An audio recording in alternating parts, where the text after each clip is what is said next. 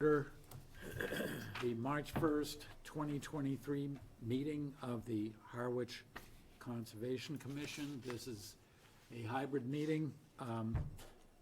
Those who want to attend remotely can find instructions on the agenda, which is published on the Conservation Department's webpage on the town website. So our first order of business here is a notice of intent for 14 Mill Point Road, map 1, parcel J1-94, for a proposed pier, ramp, float, and dredging. Do we have somebody representing for 14 Mill Point? Yes, through the chair, it's Don Monroe from Coastal Engineering. Good evening. Can you hear me? Yes. Oh, great, good. Yes, I will share my screen, is that okay? Yeah. Okay. Oh, shoot, wait a minute. Share. Uh-oh. I'm having computer trouble here, hold on. Let's see. Good evening. Can you see that on the screen there, per chance? Yes. Oh, good, okay. It's just something I did on my end. Okay, so this is a project that you gave us a continuance on, and I said we would be back for sure. We did go to Waterways, the first meeting at Waterways. They did not favor the sandcastles that we had presented to you commissioners prior to the Waterways meeting. We did get a second Waterways meeting, and I met separately with John Rendon and Heinz Proft. And as you can see, we've proposed what we are using here instead of the sandcastles. They're called shellfish bags, and they're made up of coir netting, which is biodegradable. So I'm trying to find the section view. Getting error messages, but here's a small cross section of what the coir netting would be. 600 mesh netting. It would be stitched together. It's not any kind of material that is not biodegradable. We would use helical anchors that are designed for holding Coast Guard buoys. They're not the same kind of helical anchors that are used doing bulkheads. These are much smaller and much lighter duty, but they do use them for holding down Coast Guard buoys. We would set that 6 to 8 inches below grade, because John Rendon didn't want any non-biodegradable material to enter into the waterway. So there'll be 6 to 8 inches below grade. There'll be some monofilament line, almost like fish line, that would hold the coir netting down. Coir bags would be made by Nick Crawford, who stitches these kinds of bags together, but they're only a 1 foot high, 2 feet wide, and their length is approximately 10 feet. That's shown in the plan view right here. So these are each individual bags. In discussing it with Heinz Proft and Amy Osowski, they'll be filled with shellfish shells so that oyster spat would be able to attach, and we're placing right along the salt marsh for 2 reasons. The first reason is it would keep it landward of the end of the dock, which is right here. This is the ramp and the float. This is all stayed the same. We haven't changed anything with the dock, haven't changed anything with the footprint of the dredge, haven't changed the volume. There's only 86 cubic yards coming out in this area. The shellfish bags would be also protecting the toe of the salt marsh to try to keep that in a stable state. So we're trying to accomplish two things. The mitigation with the shellfish shells, but we also would be in a position to offer shellfish mitigation dollars to the shellfish fund as well, if this was not deemed enough by the commission. Also, in the view of the restoration plan that was done by Lindsay Strode, that plan is attached here. And there's mitigation, I'm sorry, I'll get to it. Sorry about the scrolling.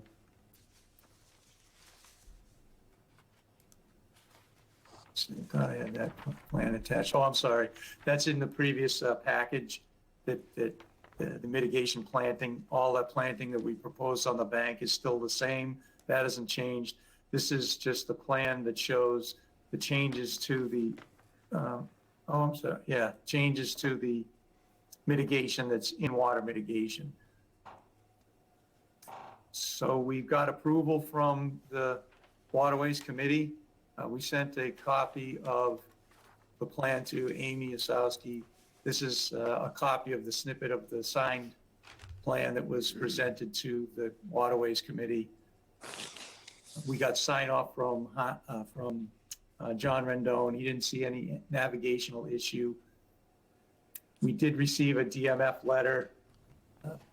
We think that we'd still be able to allow people to shellfish cohogs, even though we're setting these right up close to the salt marsh. There'd still be availability for people to, dig for cohogs under the bags.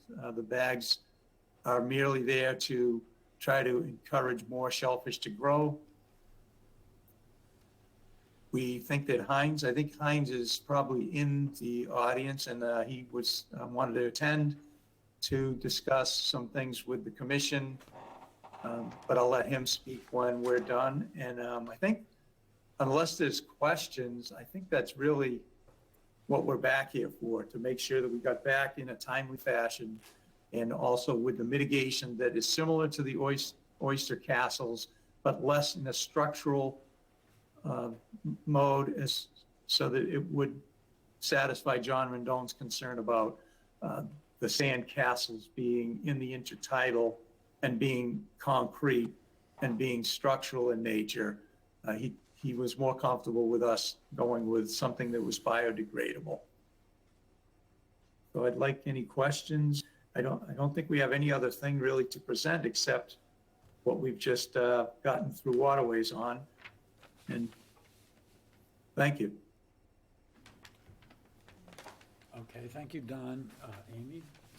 Thank you. Just because it's been a while since we've heard this, I'll just take a brief moment to kind of go through the initial request, which was for an 80-foot-long permanent pier below mean high water, which included a seasonal rescue float. This is over a couple of resource areas, land containing shellfish, the riverfront area, salt marsh, and land subject to coastal storm flowage. So they do not have 2.5 feet of water at mean low currently around where the float would be. So they are proposing to dredge approximately 86 cubic yards. When this project came in front of you first, which was March of last year, the commission town meeting had not yet occurred. So our bylaw to change to a depth of -3 had not occurred. So technically they would be held to the standards back then, which were 2.5 feet, but they are like wanting to dredge to a -3 anyways. They have submitted a study on sediment quality and presence of metals. I won't go through it, but if the commission has questions about sediment quality or metal content in the soil, I'm sure they can answer it for you. As Don said, it was not supported at Waterways to do the oyster castles, and that was something that was kind of talked about in concept at this meeting, but not voted upon. So they've gone to these shellfish bags, which are coir, which is coconut, a biodegradable material. I would be interested in at the end kind of what the longevity would be expected to be Oh, in sure. this environment. But, let's see, it would degrade over time, essentially just leaving the shell, creating kind of a reef of some sort, or just structure for the shellfish, the oysters to adhere to. They're proposing both this as in-water mitigation as well as some upland mitigation such as lawn removal and invasive removal and replanting with natives. The Division of Marine Fisheries letter we just got this afternoon, so the commission likely hasn't had a chance to see it, so I'll just quickly go over what it says. The project site lies within mapped shellfish habitat for quahog, softshell clam, and downstream of mapped habitat for bay scallop and American oyster. Waters within and or adjacent to the project site have habitats characteristics suitable for species. A survey performed identified quahogs and oysters within the footprint. Let's see. Project overlies and has 3 monopiles sited within salt marsh. Let's see. Herring River has diadromous fish passage as well as spawning habitat for alewife, blueback herring, American eel, and white perch. Just trying to skim here. So, their comments for consideration. Dock construction and dredging would displace quahog habitat. The placement of oyster bags may further displace suitable quahog habitat. Shellfish mitigation plan should seek input and expertise from the Harwich Shellfish Constable, who is here tonight. Time of year restrictions should be observed on all in-water silt-producing activities to protect winter flounder. No dredging between January 15th and June 30th. And any activities requiring a barge should be coordinated in order to avoid grounding of the barge on mapped habitat. I've thought for a long time about this project, and the first couple of hearings where we had testimony, I was not supportive of this project. Considering the amount of in-water mitigation, in addition, I did hear that potentially offering some seed money for shellfish, which if the bags aren't going to come impregnated with seed already, it might be beneficial, at least for a little bit of that, to be seed money. And then the upland area, which will improve habitat and water quality coming into the river. I am in favor of this project. I do think that there are potentially some negative things to it, but I do think that the positives of this project outweigh the negatives. So I would recommend approval. Thank you, Amy. I think at this point, we normally go around and get comments from the commissioners, but unless anyone objects, I think it would be helpful to have Heinz Proft speak and give his input before we move on and get comments from the commissioners. So Heinz? I'm in no rush, but if that's... Well, I don't know, unless someone objects or thinks a different way of doing this is better, I think we should start with you.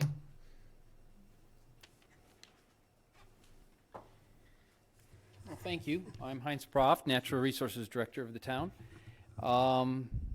Projects like these and similar ones to this come before the Waterways Committee, so I hear and see them quite often and make comments to those projects, docks and piers.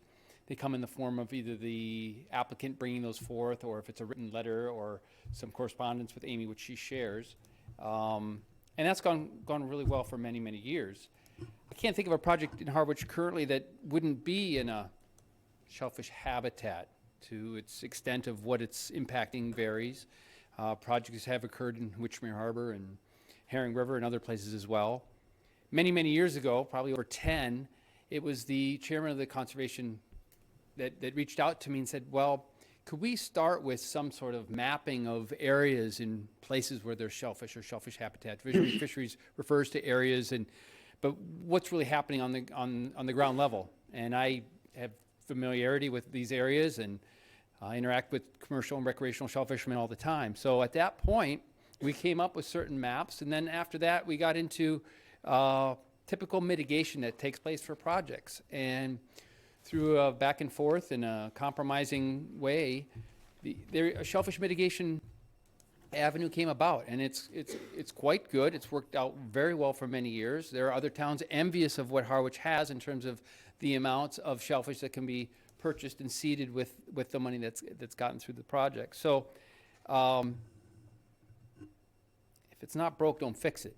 It's been great. Now, I know each applicant and each project is unique in its own way. This project and this applicant, I think, has gone above and beyond in several ways, coming back with iterations and edits, and I've seen the most recent one. I'm glad that Amy summarized the Division of Fisheries comments about reaching out to the Shellfish Constable, because it's a good input. It's something that should be asked about, and I didn't really get wind of any of this until it came through the official applicant with this oyster concrete block at a site visit, and then this change to a possible bag of shellfish or shells. And so I would like to summarize that I would like to see the shellfish mitigation take place. That satisfies kind of what I see taking place here. If there's anything above and beyond that, that's within the realm of the Conservation Commission to do so. Some things to think about if the biodegradable bag is considered. From a shellfish constable perspective, I would like to see bags that deteriorate quite quickly. There's a cellulose mesh bag that'll deteriorate within months, not years plus, which there are other types of material that will take much longer to degrade. I'd like to see it degrade quite quickly. I'd like to see shells or shell fragments that larvae can settle on. If there's shellfish seed of any sort, oysters, scallops, quahogs, then you enter the realm of an aquaculture project. And the Division of Fisheries looks at that under Mass General Law section, or 130 section 54, that if it goes into a public fishery, in the end, that activity is considered propagation. And so there's permits and requirements and reviews and things that they'd have to go down into that. I, as the Natural Resources Director, seed herring river with quahogs. I could also do it with oysters if I chose so to do with what I'm growing in the lab. I could certainly target that if that was the desire, but shellfish mitigation has a lot more avenues. I can seed near an area, same body of water, time of year.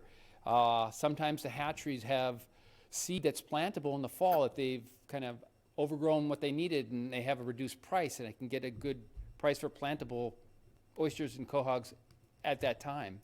So I'm just curious that this applicant, in a sense, has been asked to do a little bit more. I sort of understand it, but it seemed to have happened in midstream. It seemed a little bit arbitrary from my perspective, and that I wasn't contacted by the applicant or the conservation was a little bit unnerving as well. I'm glad that I'm here and I can bring that forth just to kind of make my voice heard. And then finally, it wasn't until a couple years ago that the idea of a cumulative effect came about through conservation, through a different channel or different idea, but this does set precedence, this idea of alternate shellfish mitigation avenues, asking applicants to do something that others have not, and what it could but allow other people to do in the river to sustain banks or add projects or grow shellfish or want to stabilize. I think you'd have to consider and think about what that opens up in terms of what the entire shoreline could look like. I'm not saying it should or would, but could. And so you're going down a path that hasn't been gone down before. Thank you. I think that's all I have. Okay, thank you, Heinz. Okay. There may be questions, but let's go around. I have no comment on it. Okay, Okay, John, I think I agree with Amy's recommendation. I think this applicant has spent a lot of time and effort doing the best they could in order to respond to the comments that have been made at this commission, you know, over the number of hearings that we've had over the past year. So I agree with Amy's recommendation. okay, thank you. Yeah, sure. No really new features to this other than the shellfish bag, so I don't have a lot of new comments. I think my comments really stand with past hearings. I don't support the project for a number of reasons. Probably first and foremost is the fact it's a new structure in the shellfish area. Our bylaws don't allow that without a variance, and I don't support variances for that purpose. So no changes for me on this public hearing from previous ones. I also feel that the need to dredge is concerning to me. It would be improvement dredging, and so I don't support improvement dredging at shellfish habitats to support new water-dependent structures. I certainly think that we can look at maintenance dredging where we have existing structures, and that can be a tool to use, but I don't support it for this reason. I don't even really understand the argument that the existing regulations would allow this with dredging. That seems to be argued as a default position, and I don't support that. And then additionally, all docks in the Herring River have some impacts to salt marsh, and this one won't be an exception. So I certainly don't support this project as described, and so no changes there from me. In terms of Heinz's comments, I do have a couple. I think one issue that has been raised by myself and others over the years has been that we're not really comfortable in all cases of trading habitat impacts for public property natural resources to support structures that have private property rights, in doing that to get seed. So really, in most cases, I prefer preventing habitat impacts over receiving seed as mitigation. Seed comes and goes.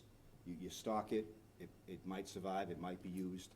I really don't favor this approach in some cases. In other cases, it's great, it works. To me, it's not the only tool in the toolbox. So that's one comment I have for you, Heinz. I feel like you're a little resistant to looking at new options. And I think in terms of it being arbitrary and capricious, my goodness, Gulf of Mexico, tens of millions of dollars have been spent on this very technology. Chesapeake Bay, very common to use it for both mitigation and restoration. So I applaud the proponents for looking at this and digging into it. And so I think it can be a tool that's used. In this case, for me, it doesn't move the needle on a project that I view doesn't really comply with our bylaws and the Wetlands Protection Act. Thank you, Brad. Mark? No remarks, thank you. No remarks? Stan, Sophia? Stan's Yeah, online. so Stanley Pastizak is online. Stan, do you have any comments? I have one question regarding the dredging. What is, with that part of the river, once the dredging's done, what's the potential for silting back in and over what time period? So that the depth can be maintained?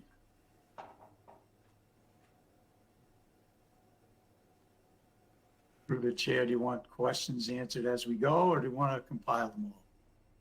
Why don't you respond, Don, Okay, to Sure. Stan's question?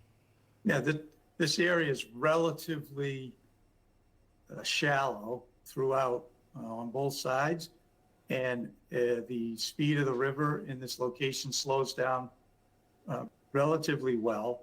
So we anticipate that the 86 yards we're taking out, because it's in line with the mean high water line that is just behind the, about midway to the gangway that you see on the plan on the screen. So we expect that, just like other dredging projects, like Allen Harbor, the large project that was done there, that it'll be a 5 to 10 year window that we will see maybe the need to come back in, but we would have to do obviously a survey, or if we get a call from the applicant that he's losing draft.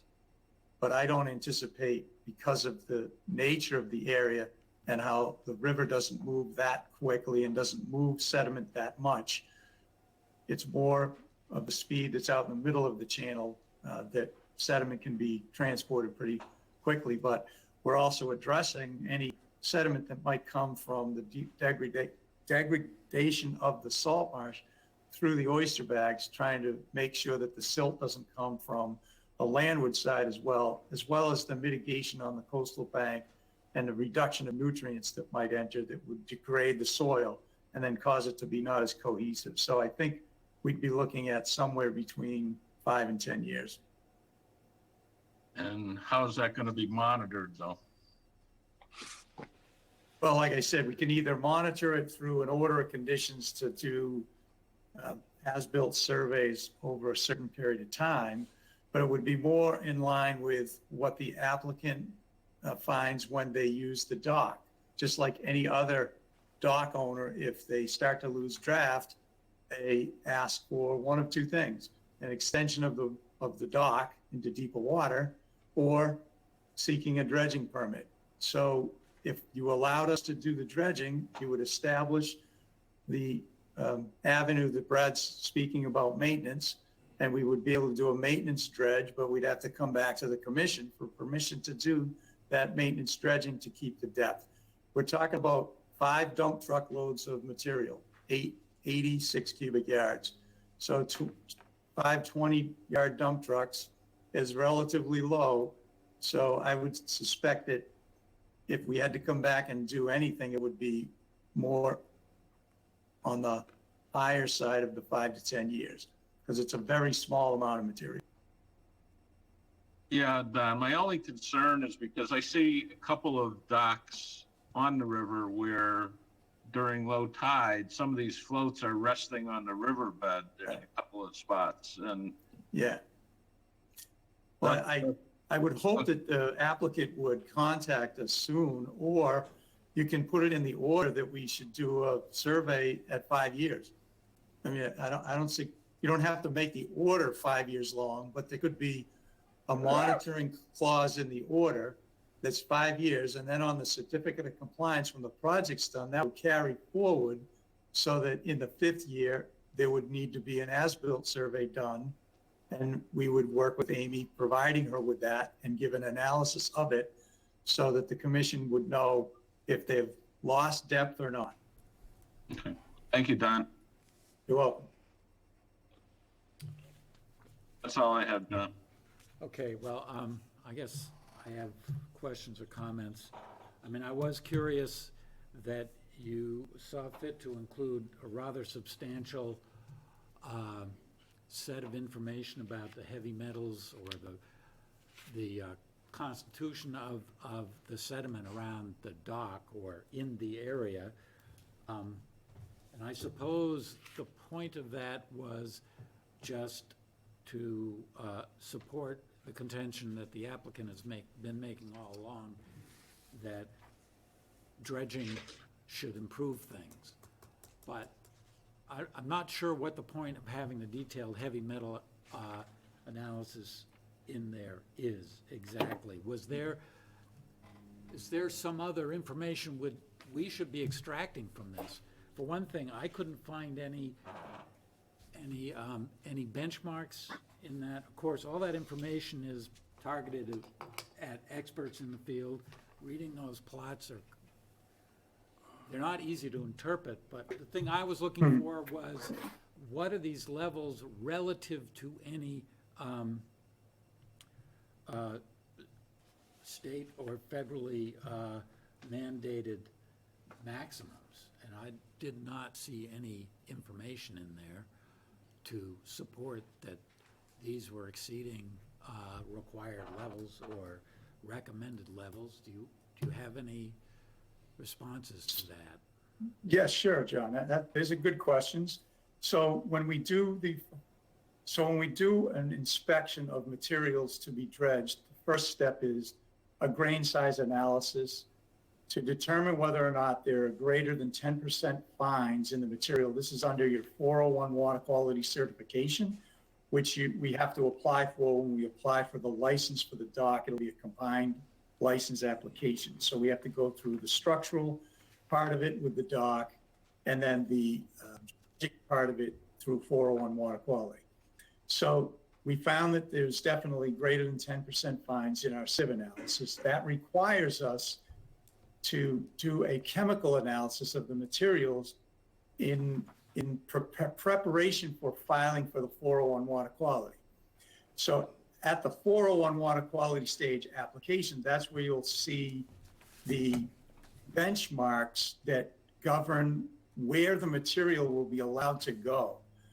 And those benchmarks are unrelated to, quote, like drinking water or whether or not they're adversely affecting shellfish.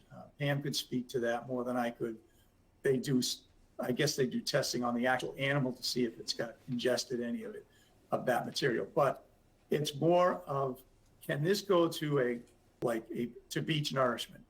It can't, because the levels are greater than what we allowed to go to beach nourishment at the very first stage, which is greater than 10% fines. The 401 water quality regs are clear that anything with sediment greater than 10% fines can't go to beach nourishment, because it all automatically, through many studies done by the state and other organizations greater than we are, that once there's greater than 10% fines, that allows a bonding to take place to any metals, also to PCBs and DOHs and other things, but we didn't find any of those in this particular sediment. So there were a high concentration of metals. So now we know we can't dump the material just anywhere. It has to go to either one or two places now, three. It could go to offshore dumping at the Mass Bay disposal. That's too expensive because you got to tug it all the way out, hundreds of miles. It could go to a lined landfill, which there aren't really any more lined landfills that can receive the material. Harwich used to be able to, Bourne used to be able to, Marion used to be able to. The last place is a DEP approved dredge disposal site. We have one in Dennis, which is Child's landfill. The next level of testing, John, is the chemical that you see. We compare that to the benchmark levels to allow it to go to Child's. The DEP has designated what the levels are that Child's can receive the material, and these meet that standard because the way that they dispose of it at Child's is they have a section in their landfill area that is completely away from any water sources for the public. They have to excavate out 15 feet of material to receive the dredge spoils. Then they have to cover it with that 15 feet of material, and it has to stay dormant for a certain number of years so that over time, I don't know the answer to the overtime part, but all I know is that's what the regulations say. So we don't provide you with that information because it's not required under the Wetlands Protection Act. It's required under the 401 Water Quality Certification Regulations. That's 309 CMR, 314 CMR. So we can provide you with that when we go through that process, but we wouldn't make the client go through that process unless we have an order of conditions, which would signal that we can move ahead. Okay, well, to summarize what I just heard you say, this is not material to the decision we're making tonight. This is material to your permitting. Should we approve the application, your permitting of the dredging? Correct.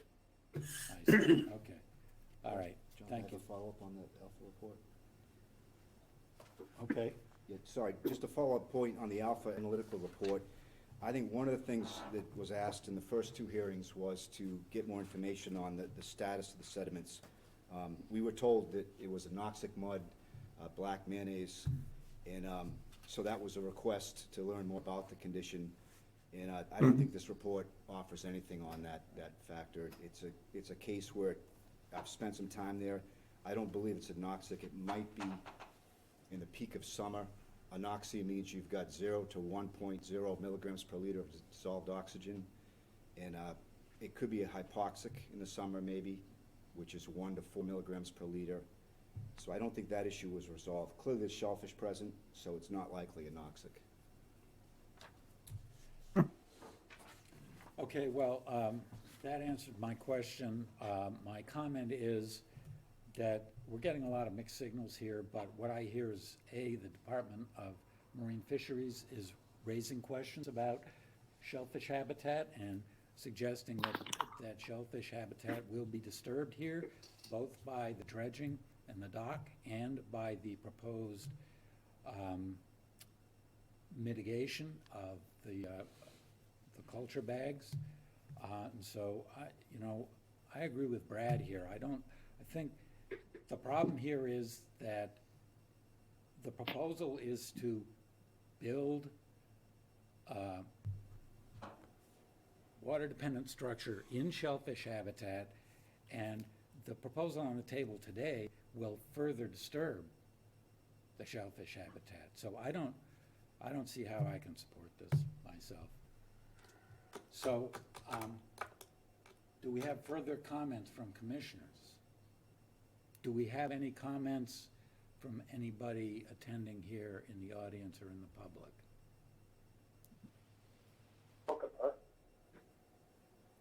Through the chair. Yes? Yes, go ahead. Michelle Hunton, if I can please speak, I'm here on behalf of the applicant. I just wanted to address some of the questions raised recently regarding Brad Chase's request, and I do recall that. I was about to raise that. Part of the reason that we had this chemical sampling done was because there was an earlier request by the commission to determine whether the area where the dredging is was anoxic. And Pam Newbert, who's online here, submitted a letter to the commission in a prior filing dated October 26th of 2022, analyzing the fact that there were high levels of chemical oxygen demand and high levels of nitrogen, which demonstrated that the sediment was anoxic, and that was the initial purpose, from my understanding, as to why those samples were taken. I don't know if Pam Newbert, if you're able to speak further on that, but that we did discuss that in detail at the November hearing, and that was discussed by both Don and Pam, I believe. So that was addressed in detail. I think it's just been a couple of months that it may have escaped.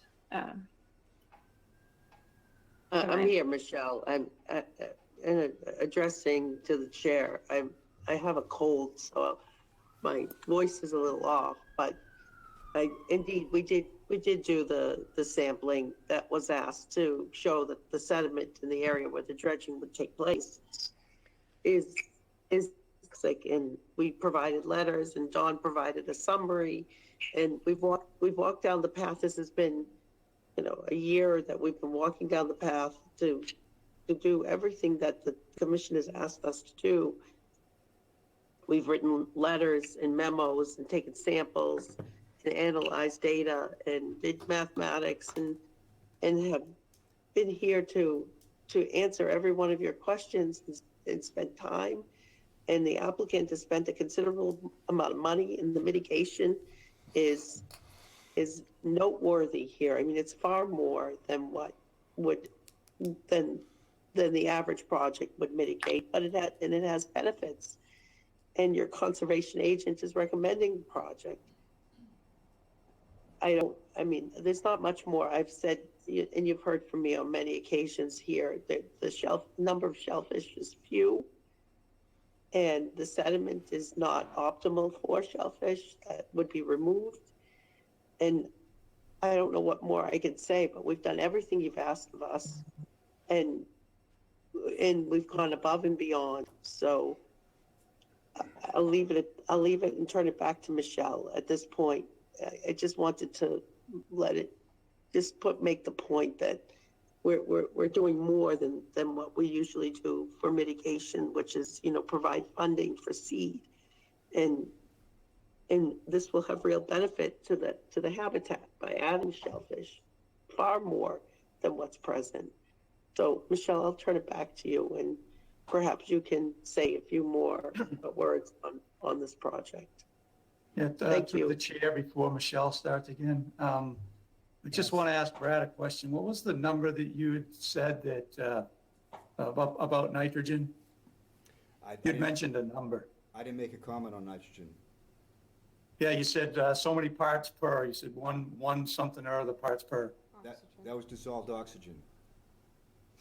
Okay, so just so that the commission knows, we did ask the lab to do testing on pH and nitrogen, which in our mind was more in line with the hypoxic and the anoxic nature. And if you'll notice right here on the screen, total nitrogen, 3,900 milligrams per kilogram. That is beyond apoxic. That's why it's black mayonnaise. And that's why there's a considerable amount, like 45.6% right here of fines. The material is nasty, bad material. So we have data right in front of you folks that says that this material, if dredged, would improve the area. So I'm a little bit taken aback by John Ketchum saying that we're adding more detriment when in fact, you've already got detriment. You've got a salt marsh that is somewhat collapsing. We're providing shellfish bags that will go against that salt marsh to protect it. It will keep the sediment that's fine from going into the dredge area. That answers Stan's question. The issue of hypoxic or anoxic is in the lab report. So we've been back in front of you and we've gathered this information in due diligence with professionalism. And I think that this client and applicant deserves a dock. I think your agent has supported it. John Rendon has supported it in terms of navigation. And now Heinz Proft is supportive of it. I think he's upset that you asked us to go beyond what regular applicants go through. And I understand there's a variance. Well, that's why variances are available. That in this situation, we are much improving this environment with our application than just leaving it alone. Thank you. Okay, thank you. I think at this point, it's time to just call the question here and I'm looking for someone. Amy. Sorry, just before you take the motion, I wanted to let everybody know who the eligible voters are for this meeting, or for this hearing. So eligible voters for this are the chairman, Mr. Colson, Mr. Atkinson, Mr. Chase, and Mr. Coleman. And that is based on our allowance of allowing one missed hearing, provided that they have reviewed information and they have signed those certifications that they have. Okay, thank you. Would you like to make a motion? I'd be very happy to make a motion, John. I'll move that we approve the project for the notice of intent for 15 Mill Point Road, map 1, parcel J1-94. Second. Okay, any further discussion? All right, all those in favor? Aye. 3 in favor, those opposed? Aye. So 3, 4, 2 against. One abstention. And 1 abstention.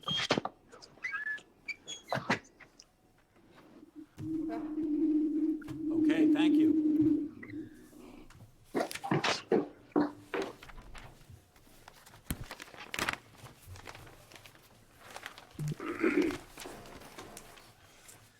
All right, next on the agenda,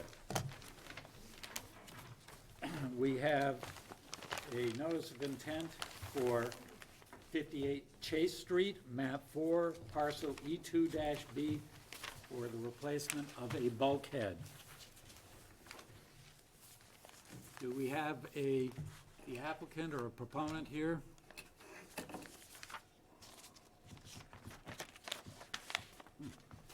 Should be Bob Perry. Hi there, Bob Perry here. Oh, okay, thank you. Go ahead. I'm coming in remote tonight. I came down with a pretty severe cold and figured I'd stay away from public spaces, and so I'm on the phone with you here. Good choice. So Bob Perry, Cape Cod Engineering, working with the Flannerys at 58 Chase. This is a shorefront location. If you've been there, there's a timber bulkhead. They are noticing a fairly good level of degradation, and they'd like to replace it. So the application has been prepared to effectively replace the bulkhead in kind, and unlike some, our opinion was that it's going to be better to get this entire wall out of here before the new one is constructed. The access would be both by the river, but there's plenty of access to bring materials in through the uplands. It's relatively small. We really only have about a 30-foot frontage along the Herring River, and it's the returns that are of interest really to us. The south side has some erosion going on. I know there was a project approved to the south. We will extend this return slightly so that any activities on that property may be given a chance to stabilize it, and that would occur hopefully in the future, but it would have to erode 10 feet or so before it would be a problem for the return. On the opposite side, there's no trouble. The return is simply intended to replace the wall we have, but there's a vertical wall there. The pier would be detached but not removed while this work goes on. So I know you've seen a lot of bulkheads, and giving you this summary here is probably all that I need to do, and then just open it up to your questions. We considered this as a pretty straightforward project to provide the property with the ongoing level of protection that it currently has. All facilities here are licensed, and it's got quite a long license history actually for the bulkhead. It goes way back. So there, that's the summary. I'd be happy to take your questions. Thank you. Okay, thank you. Amy?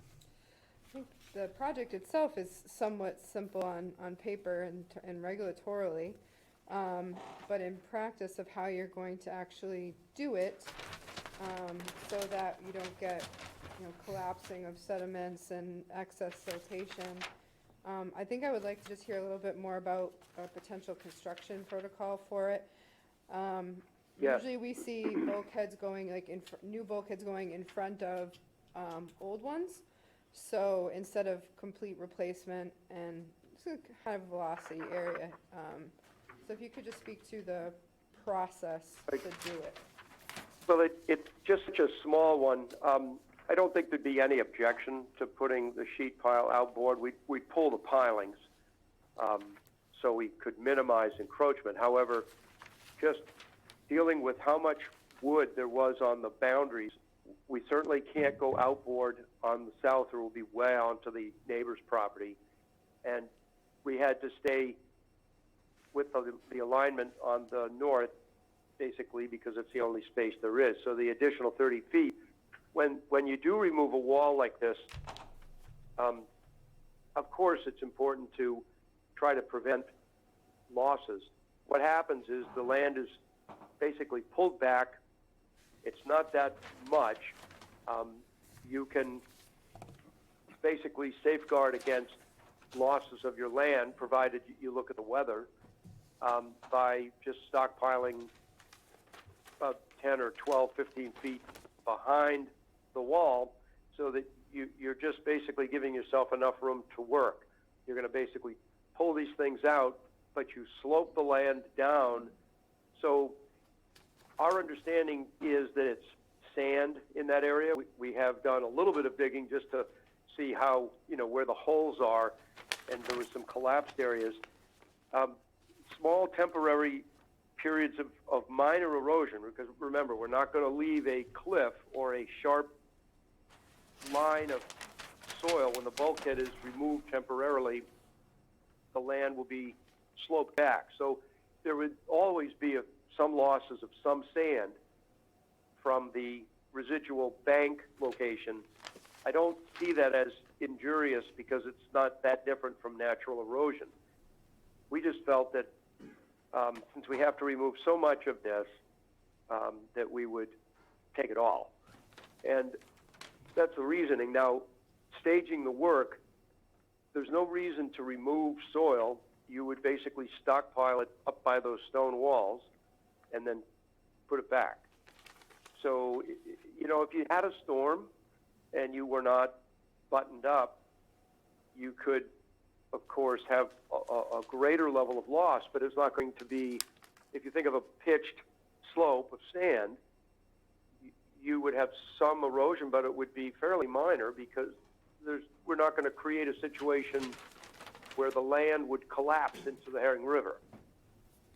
So I can prepare a protocol for you and provide that.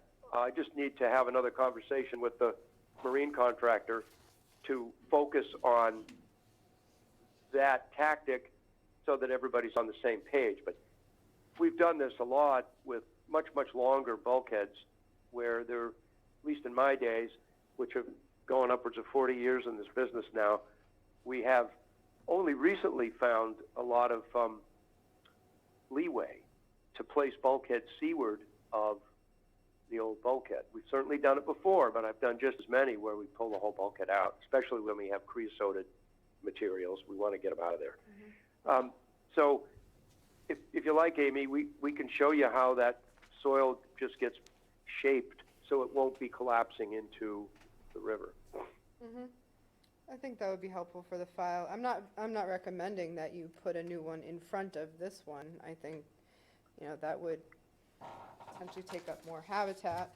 So if there's a way, if you can do it without seeing, erosion and. Oh, I see. If we were to set it behind, I don't mean to interrupt. If we were to set it behind, then pull everything out, I know there would be a loss of some land. It would be marginal, it would be about a couple of feet. But I don't think it's necessary to do that with such a small case, especially if we can shape the land so that we don't, have a collapsing situation. Okay, so we just today got a letter from Division of Marine Fisheries, again, because the commission hasn't had a chance likely to see it because it should be in your Dropbox now, but it was not until this afternoon that we got it. So their comments are that it is within mapped habitat for scallop and oyster and quahogs, and construction activity, including staging of construction material and equipment, as well as transit to and from the construction site, should avoid intertidal habitat to the greatest extent practicable. As much work as possible should be conducted from the upland portion of the project site to minimize impacts and avoid compaction. And any activities requiring a barge should be coordinated to avoid barge grounding or operation in shallow water. I believe you said most of your work would be occurring from the water, correct? I think it's both, but there's a lot of work here that will occur from the upland. Okay. Most of it. I really don't have any questions, any additional questions. I would look for whether the commission votes on the project tonight and then requires kind of a construction protocol to be added to the file prior to the orders of conditions drafting. You could do it that way, or you could, if you wanted to see that prior to voting on the project, you could also do that, so. We're not building it tomorrow, but either way you go is okay. I understand what your concern would be, and everybody involved here wants to do the job in such a way that we wouldn't have a situation where you can't just walk down the earth slope. You'd just basically be walking down to the tide line once this thing is in that condition where it's just about to be replaced. So Okay. I can certainly provide that for you. Yeah, that would be helpful, just because we don't have that here, and that helps. Understandable. So however you want to proceed. Okay, well, we're going to get comments from, or questions from commissioners now. Wayne? I think it's a pretty simple plan. It looks good to me. I've done a number of these in my career, and this one looks pretty easy. Jim? Well, I think the project itself is pretty easy, as Wayne said, but I think Amy has raised some good questions about the construction protocol, and I think it would be helpful for us to be able to see that before we take a vote on this. So therefore, I'd be in favor of continuing this hearing, and hopefully, maybe by the next meeting, we would get that construction protocol to review. Okay, thank you. Brad? Yeah, so I guess I'm the skunk in the parade again. Certainly don't object to this being rebuilt, but I am concerned about this particular location. I hope everyone got a chance to go there and look at it. This structure is causing a lot of erosion on the adjacent coastal bank. And this has been going on for a long time. I've been going to the site for many decades. And so I would like to see if there's potential to reduce those impacts by changing the extent to which this bulkhead goes out into the river. It's an example of something we certainly wouldn't permit to this present day. That's no fault to the engineering firm or the owners, but we would not allow a structure to be this sharp to the flow like it is. It's absolutely eroding the coastal bank. So my request is, because I think we do have to continue, I haven't seen the letter just mentioned either, but is there, any capacity to conduct an alternative analysis on reducing that seaward extent of the bulkhead, to reduce some of that impact? It just seems to me like it's an opportunity to make this happen.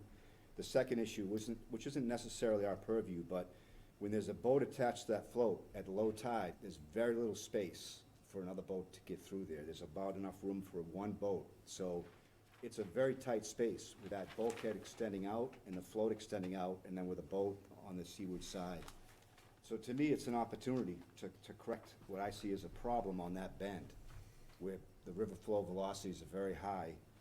So I would request at least an evaluation of the potential to pull that bulkhead back.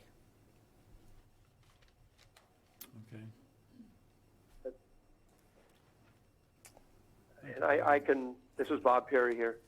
I certainly understand that. I know as time goes by, some of these features remain something of a promontory. I know that unprotected shorelines continue to erode, and it's probable that some of the collision of a southwest wind incoming tide can cause a little scour, certainly in this zone, but there's a pretty good patch of salt marsh. I think best I could say is by retreating with this bulkhead, it would, of course, require a complete retreat of the dock. And although, I know there's a very sharp hairpin turn at this location, you're probably all familiar with it. I would have to know more about the navigable conditions that people face as they come through here. Indication I have, it's 130 feet between the float and the marsh on the opposite side, but it's a sweeping, sharp turn.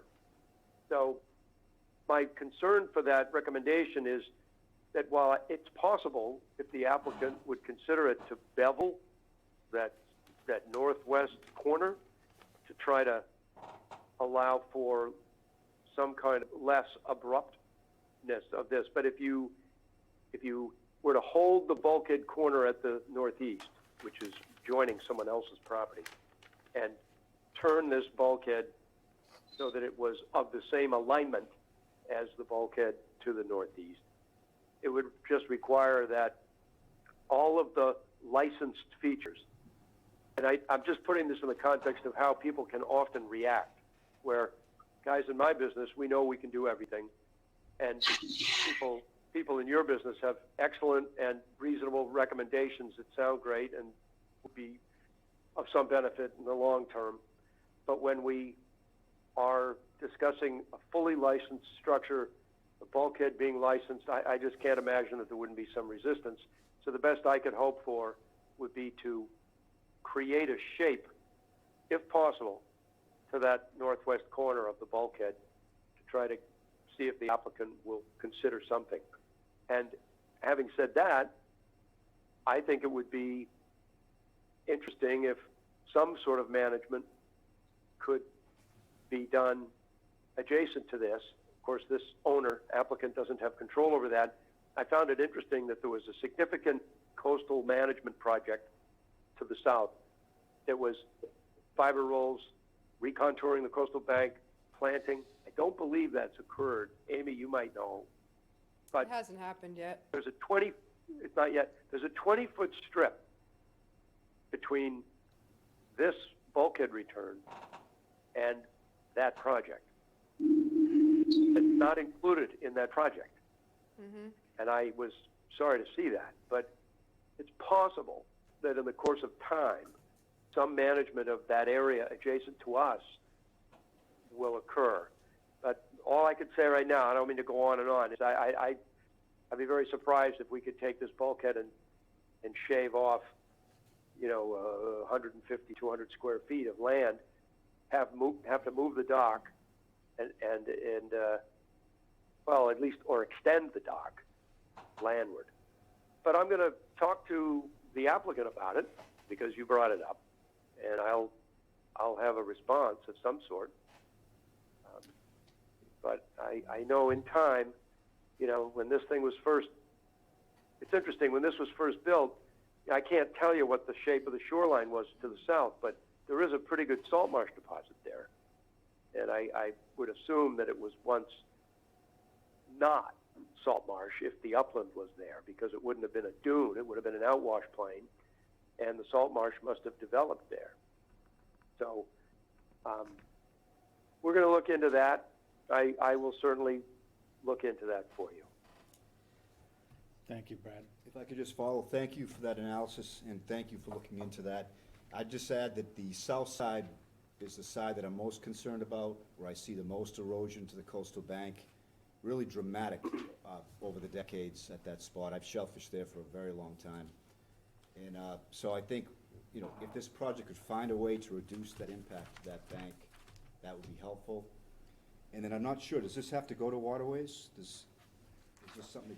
This is licensed, so if you mean waterways in the Commonwealth, we would probably let them know we're doing something, but we're not changing anything about the bulkhead. Yeah, no, I was Where talking about it's in jurisdiction. Town of Harwich waterways. I'm just curious how they feel about that bend, and do they also agree that it might be an opportunity to reduce that navigation concern? That's a good question for me, Brad. We didn't file with waterways. We understood it. I know some towns regulate bulkheads that are seaward of the high tide line, but I did not know waterways in Harwich did. Yeah, they, it didn't really trigger it for me because you're in the exact same footprint, but it would probably be, since we're looking at a continuance likely anyways, for you to reach out to the harbor master and review it, have him review it and say whether he wants you to formally go to our local committee or not. Okay. I see a buoy out there. Is that a nav buoy? I'm just looking at Google Earth, by the way. We're not, Or there's some moorings out there, are there not? Sorry, that wasn't meant to There be must- cheeky. Is it right now? I think there's some moorings offshore here. At any rate, I'll call the harbor master and ask him what his thoughts are. I No. don't have the hydrographic information at my fingertips, Or a lobster? but I know that the dock is among, What do you some see? of the shortest, 24 feet Nothing clear. seaward of the Those are probably bulkhead, and I know it's probably marginal navigable depth at that length. saying. I Mhm. would expect there to So be I don't know if that's going to get moved inland. But again, this is I don't mind having certainly more than one hearing. It's introductory at this point. We did expect the project would be fairly straightforward. And of course, if you can cure some things without breaking the bank or, moving things around in an unreasonable way, it's a good opportunity. Best I can do is take these comments back to the owner. Okay, thank you. We're going to continue with questions and comments from commissioners. Mark, Nothing further. Sophia, Stanley, No additional comments other than I agree with, my concerns that Amy has. Okay, I don't have any additional comments either, but it sounds like we're going continue this, so what do you recommend at this point? Excuse me, John? Yes. Should we ask for comments from the audience or from the public Sure. before we go to that? Probably a good idea, thank you. Are there any comments from the public? Hearing none. Hearing none, okay. I'd be prepared to make a motion, but I would like to discuss to what hearing should we continue this? Would it be the next hearing 2 weeks from now or one in April? It's up to the commission, but just so you know, Mr. Perry, if the two options would be March 15th or April 5th. If it was March 15th, we would need all new documentation within a week from now, so the 8th. Right, Amy. And by the way, call me Bob. But anyway, I know you would otherwise, but I think April 5th is the only logical choice. I think that makes we're gonna the be, most sense, yeah, we're going to too. be talking about a few things that are going to be more in depth than we could handle before the 15th. So that's fine. So if it was April 5th, we would need documents by March 29th, Bob. Okay, you'll have the protocol, and if I can make any shape changes, it'd be nice if it was a nice semicircle, you know? We'll have to take a look and see what the owner thinks, and I will be in touch, Amy, because I want to get a little information from you Sure, no problem. You know where I am. before I go off to talk to your waterways folks. Yep. So I'll just let you make your motions, Okay, then I'll or I'll proceed. request a continuation. Okay, I'll proceed to make a motion that we continue the hearing for the notice of intent for 58 Chase Street, map 4, parcel E2-B, to our meeting of April 5th, 2023. I'll second that motion. Any further discussion? Hearing none, all those in favor? Aye. Okay. Thank you for your time tonight. Thank you. See you in a Thank you. few weeks. Bye-bye. Okay, next, we have a notice of intent for 194 John Joseph Road, map 72, parcel G1-2, construction of retaining walls, reconstruction of patio and dock, and site improvements.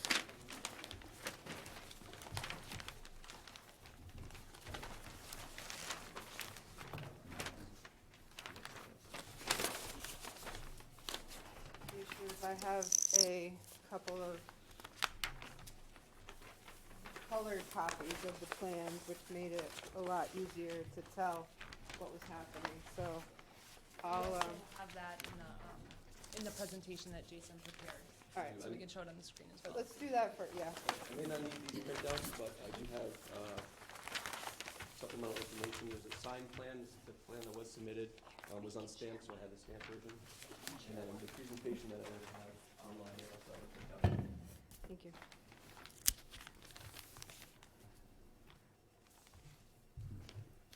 Okay, thank you. Thank you.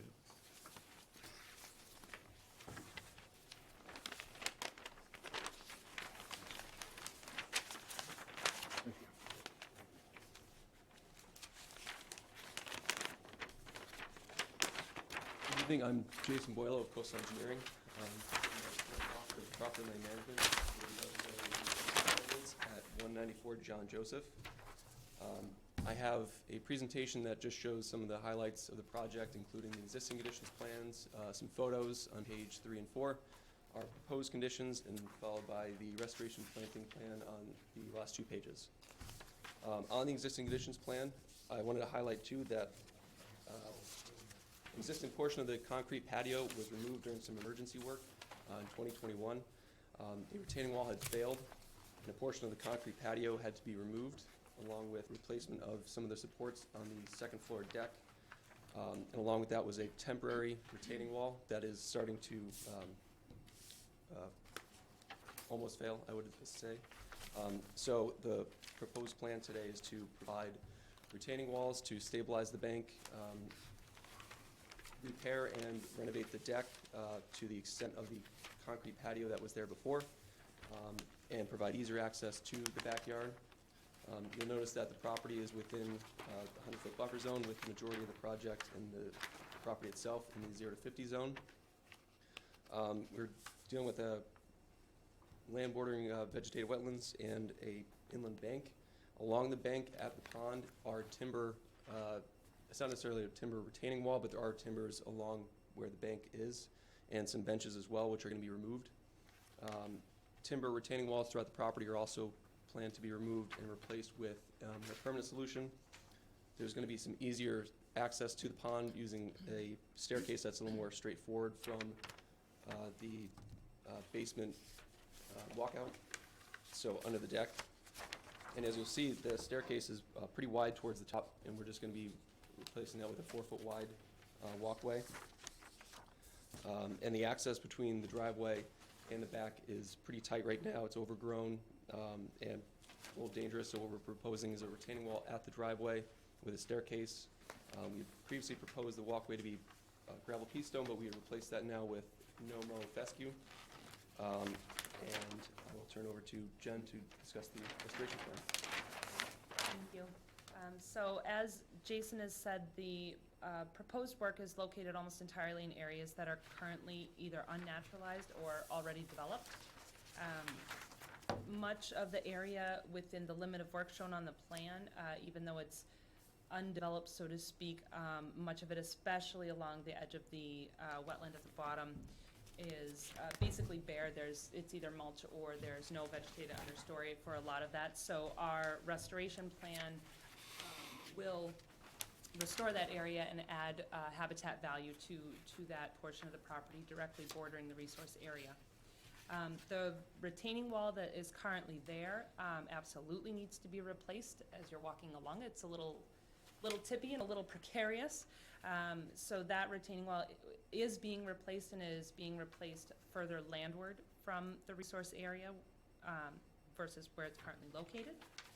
The proposed redesign essentially utilizes those areas which are already developed, as well as consolidates the circulation rather than that kind of circuitous way down to the water on that very wide stairway that are in-grade steps. As Jason said, we're consolidating that circulation to one area and providing simply safe passage around the side of the house to the backyard.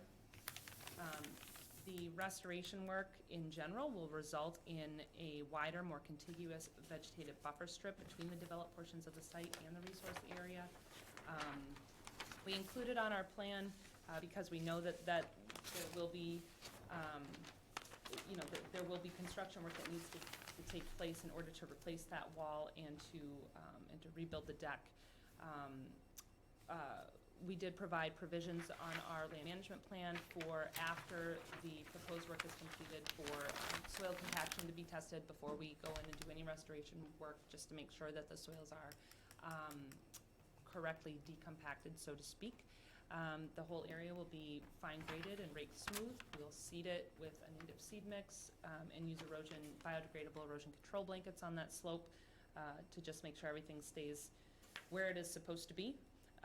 There is some tree removal that will need to happen in order to make these improvements. We have proposed a 1-to-1 replacement of trees.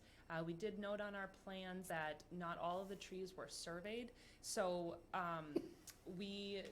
Crawford Land Management approximated the location of some of those trees within the limit of work and provided a 1-to-1 replacement for them, but we did note on our plan that once the limit of work is staked in the field, if this project moves forward, we would review that with the agent prior to construction. If there's, for any reason, any changes, either less trees that actually need to be removed or more trees, we would then make that adjustment and replace them still at a 1-to-1 ratio. There is no net increase in coverage area within your buffer zones. We have made sure that the project takes that into consideration and removes that, basically that railroad tie freestanding retaining wall at the bottom of the slope. It's not really retaining much of anything, but it is clearly there and clearly degrading, so we thought it was best to get that out of the project area, especially right at the edge of the resource area.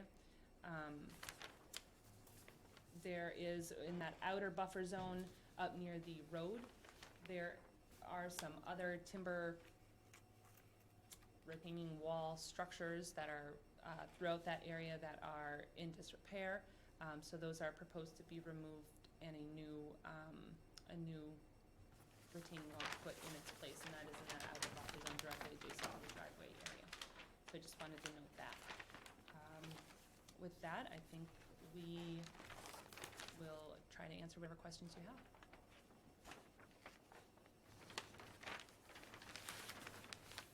Okay, thank you. Amy? Can you put up the color one so they can see it for the record plan? Yeah. I have extra copies here too, so it's just much easier. Do you want me to just walk through the areas quickly? If you don't mind. Yep. Because, yeah, they have just a grades one, and it's really hard to tell what's what. Yes, so everything in the blue is currently developed and is basically remaining developed, so it's all the same as it, not the same entities as it currently exists, but it's developed area that will remain developed area. This area is all naturalized and will remain naturalized. These two small areas are where there will be a little bit of an increase in developed. And actually there should have been, we should have highlighted the stuff that's all coming out along the bottom of the bank there as well. And then the light green areas are all areas that are currently not naturalized, that will be naturalized at the end of the project. So that's where we get that larger continuous buffer along the bottom of the bank adjacent to the eastern area. So, hopefully it's helpful. Thank you. It's helpful. It was a little hard to kind of tell what was coming out and what, or square footage wise, how we were getting a wash essentially between existing versus proposed. And what I put for the commissioners is back in 2021, the Beekmans applied for and received an administrative permit with our department to remove a portion of the concrete patio because it, as the wall is failing, it was pulling that all away and it was starting to break off. So Like they were, crack in the middle of the slab. Right? yeah, it was cracked. Like slumped down. So they were allowed to remove that, so when it looks like the deck is getting larger or wider, there was actually previously, a year ago, a slab right underneath where that deck, it would be. So now that's a little bit more clear. This will provide a much better buffer to the edge of the pond. There's definitely some erosion issues. There's not a lot of ground covers on that slope, so this will enhance that. I would recommend approval of the project as now proposed. I would put it in the order of conditions that should the Beekmans want to tackle the rest of the bamboo invasion, which is on the southeast side of the property, that's not currently shown to be taken care of, that if they wanted to do that per the previous plan that Crawford Land Management had proposed, where that was a part of it, because at that time there was an increase in hardscape. I think, not to interrupt you, but I Yeah. think that the limit of work will go through kind of part of that bamboo, so part of it within the limit of work will need to get dealt with. So Yeah. what Amy's referring to is what we're doing on the Yeah. water side. I would just say they don't necessarily have to do it because you're not increasing, in my opinion, you're not increasing hardscape.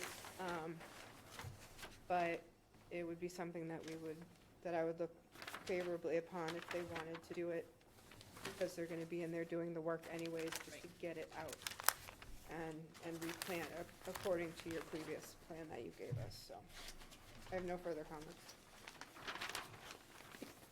Okay, thank you. Comments from commissioners? Wayne? I just have a question about the retaining walls that you're gonna take out. What are you gonna replace them with? It looks like on the plan here, the stone? Is that what it is? I believe that the last time we spoke with the client, they were looking at a, like a segmented block With wall. a stone veneer on it? I don't know that it'll even need a stone veneer, like an anchor block type of a system, I think, a precast concrete Oh, okay, I know. type system, I believe is what they're currently looking at. Yeah, okay. Other than that, I don't have any questions. Jim? Okay, I have one question, just to clarify in my mind, because I'm getting a little bit confused with one thing. That is the deck. Is the deck going to be extended with the 5 feet with the stairway? The deck will be extended from the current deck. Yes, that is Okay. correct. And is there a necessity to do that? So I wouldn't, depends on how you define necessity. So the deck does need to be reconstructed. It Okay, is unsafe in its Yeah, current that condition. I understand. Yes, it is unsafe in its current condition. So right now, given that the property is basically on a bank, on a hillside, there's basically no livable outdoor space whatsoever.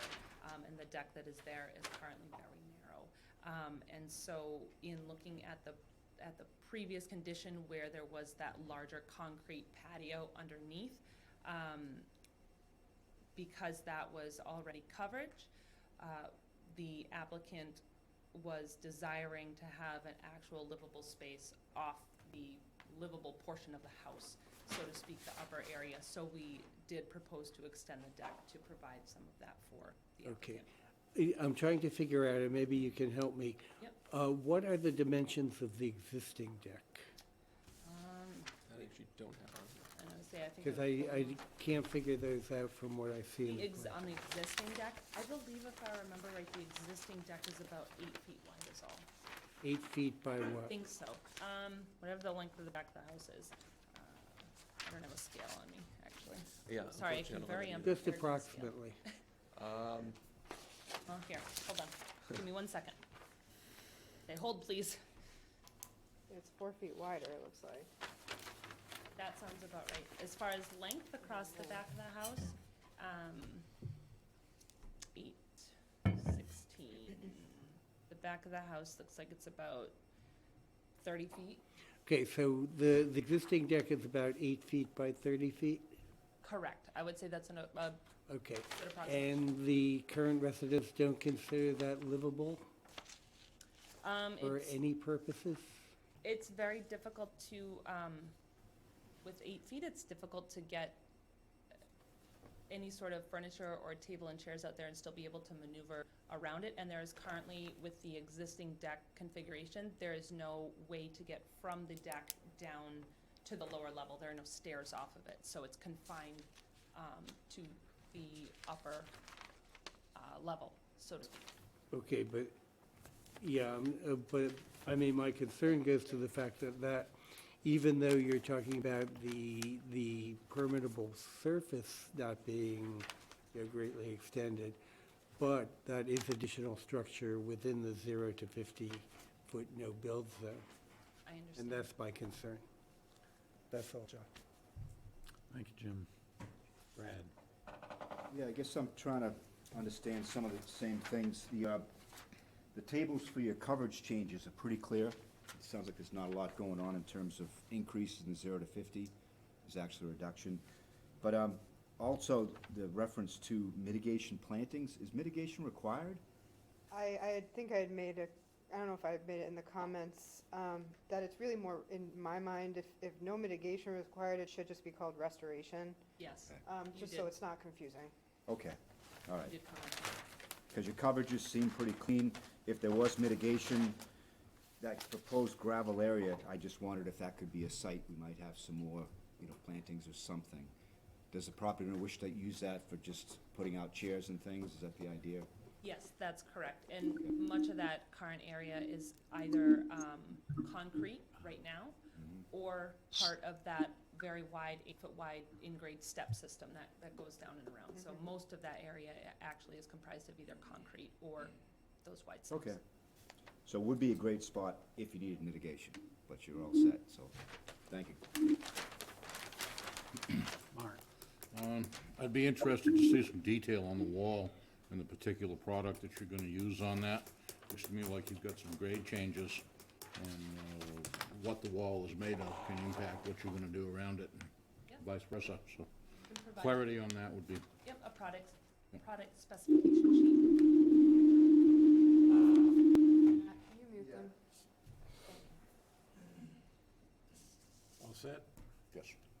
Sophia? I do have a couple questions. I don't have any questions about the deck or the footage of the hardscape. I'm wondering, these black lines that are kind of sweeping off of the walkway down below, is that Those are contour lines. contour lines? Yep. So those are grades that will just need to be, I'm assuming, Yeah. just let me make sure that I'm answering your question correctly. Yes, that's correct. So Okay. those are, there'll need to be some minor modification to that slope in order to put in grade steps in that Okay. area. I guess, so I just have two comments. One is that it's gonna be rough on those pines. I mean, it looks like they already have a lot of compaction by their trunk anyway, so I don't know how long-lived they'll be. That's just an observation, I guess. I worry for them. And then the plantings look great. Without removing some of that bamboo, I don't see the long-term feasibility of, really good establishment. And I don't know if there's, like, what the plan is for any maintenance, but, I worry that, the net positive of all these plantings is great. But if we're going in to do this work in the first place, I just hesitate to see it so close to all the bamboo. Yep, and the bamboo does cross over the property line, I bet. which is unfortunate. But in terms of your question about maintenance, we do include on our plan for 3 seasons of maintenance and establishment for all the restoration plantings. So especially in that area of bamboo, because for much of the area directly adjacent to the pond, like you said, there's currently no understory vegetation there whatsoever. So I wouldn't anticipate a whole lot in the way of invasive species returning. It would be, I think, the first season likely more annual weed seeds that we would be managing for to make sure that native seed that we put down takes hold, so to speak. But that's one of the reasons why we do have the maintenance and establishment on here for the 3 years, is to hopefully at least hold the line where that bamboo is, so that within the restored area, we're making sure that we're taking care of that. And as Amy has suggested, maybe the applicant would be willing to extend that to get the rest of at least what's on their property.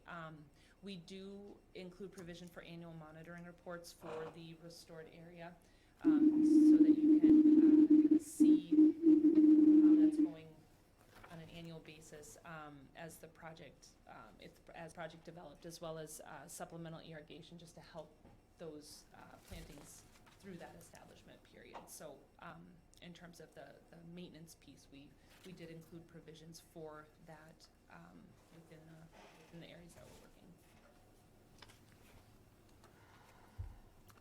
Okay, thank you. Yeah, Stanley? Stan? I don't have any additional comments, John. Okay, Stan, if you could just keep yourself muted, because I think you're the source of some noise and Matt keeps turning you off, and then you turn yourself back on. So just try to keep yourself muted until you're talking, please. Okay, I just have one question, which, just to clarify, this diagram here, that is, there is some of that area which you're categorizing in that plot as existing naturalized area to remain, but you're replanting there, right? I mean, you're calling existing naturalized area, you're categorizing that as existing, but your planting plan has a lot of stuff going on in there. If, just to the south, yes, there and up toward the house. I guess to remain is And on open the to interpretation, meaning, I guess what we meant, how we classified it, is that it's existing naturalized. At the end of the project, it will still be naturalized. But it would be within, but you're right, in terms of it is within the limit of work, so it would be temporarily disturbed until it was restored. That's correct. But you're putting new plants in there. Yes, because this portion is within the limit of work. All right, okay. Yes, yep. All right, I I don't have any other questions. Do we have any further discussions, comments from the public? Does anyone care to make a motion? Yeah, I'll make a motion. Okay, I'll move that we approve the notice of intent for 194 John Joseph Road, map 72, parcel G1-2. Second that one. Further discussion? Hearing none, all those in favor? Aye. Aye. None opposed. Thank you. Thank you. Thank you.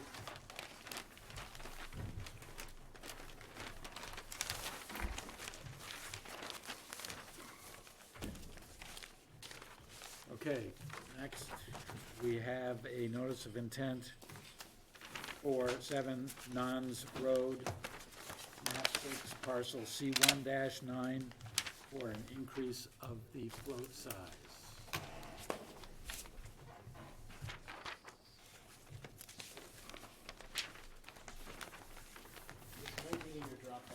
It is, but yeah. Okay, thank you. I've seen it. Thank you. All set, thanks. I would like one, please. A picture's worth 1,000 words. That should make my presentation that much shorter. There's two elements, for the record, Mark Burgess of Shropshire Consulting. There's two elements of this proposal. Basically, it's a modest float increase, but it's being done for two different reasons. The existing 12 by 12 float with the 4-inch pipe piles has just been a chore to install and remove seasonally. The float gets beat up quite a bit being out at the end of the waterway. The picture that I just presented is an example of what happens currently. The float gets a little cockeyed somehow and it binds up on the pipe piles, and then it hangs in the air. And then presumably when the tide comes back in, it reshifts and just drops. It's a very dangerous condition, and it won't improve unless something's changed. I think it's just because the sleeves on the float are too short, and they allow the float to tilt too much. If they were longer, it wouldn't tilt as much. But the secondary problem is that the contractors that come and try to put these 4-inch piles in, they're very, very long because they have to be because of the forces involved. And they like almost barely don't have enough crane to put the pile in safely. So they go in crooked, they don't go in straight. It's kind of a mess. We went to Waterways, and the initial proposal was for a 10 by 16 float. And the only comment we got from Waterways, and we did go back to Waterways, was they wanted to see if we could move the float landward by 1 foot, which we believe is possible. In addition, they wanted the permanent piles now on the landward side of the float. So that way, when the float's removed for the season, there's nothing in the way of the waterway. The way that it's arranged, the float expansion is to the south, where there are no other water-dependent structures around. There's a letter in the file where they've contacted the adjacent property owner and gotten permission to do that.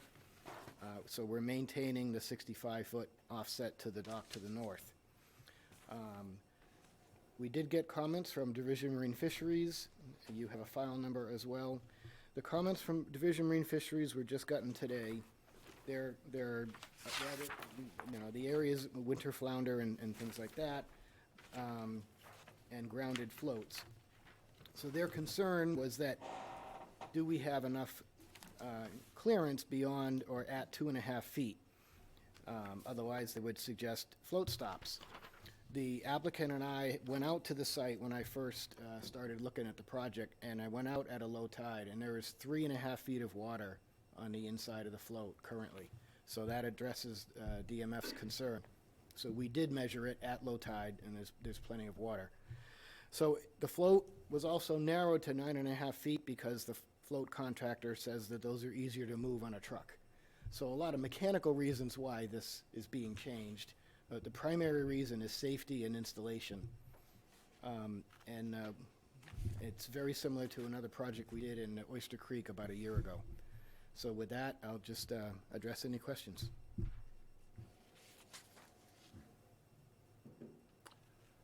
Okay, Amy. Thank you. The request is to do a 8 square foot larger float for 7 Nuns Road. And I would just say I'd like a copy of the plans that has all the numbers correct at 9.5. And I think there was 1 or 2 places on the plans where it had said 10 feet wide. Oh, no, yeah, one of the general notes mentioned 10 feet. Yeah, On sheet 1, okay. that's a typo. Yeah, just so, I mean, that's a minor thing that you Yeah. can get to me. I already corrected it in AutoCAD, I just haven't printed it out yet. Yeah. I agree with the removal of the pipe piles. Pipe piles, they work in some situations, specifically more stagnant water type situations, not situations like this so much. Their routine, annual disturbance to the marine environment when you have to drive them in every year. So instead of 4 temporary pipe piles, you do 2 permanent piles. I think that is, that less disturbance to the environment. The expansion is really, like Mark said, to the south, so not closer to the shore, not farther into the navigable waters.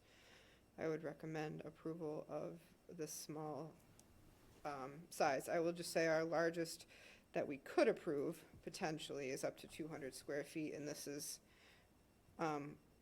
you're asking for 152. If I may add, the outer extent of the current float was where we were going to propose the 10 by 16 from a 12. So that means that the landward side of the float is already moving 2 feet Right. seaward without going further into the waterway. And that's why John wanted us to try to move it a foot landward. So either way, the current seaward, the current landward edge of the float is still going out a foot further into deeper water. Okay, thank you. Wayne. I don't have anything to add. No comments. Same. Mark. Nothing to add. Sophia. Stan. Nothing.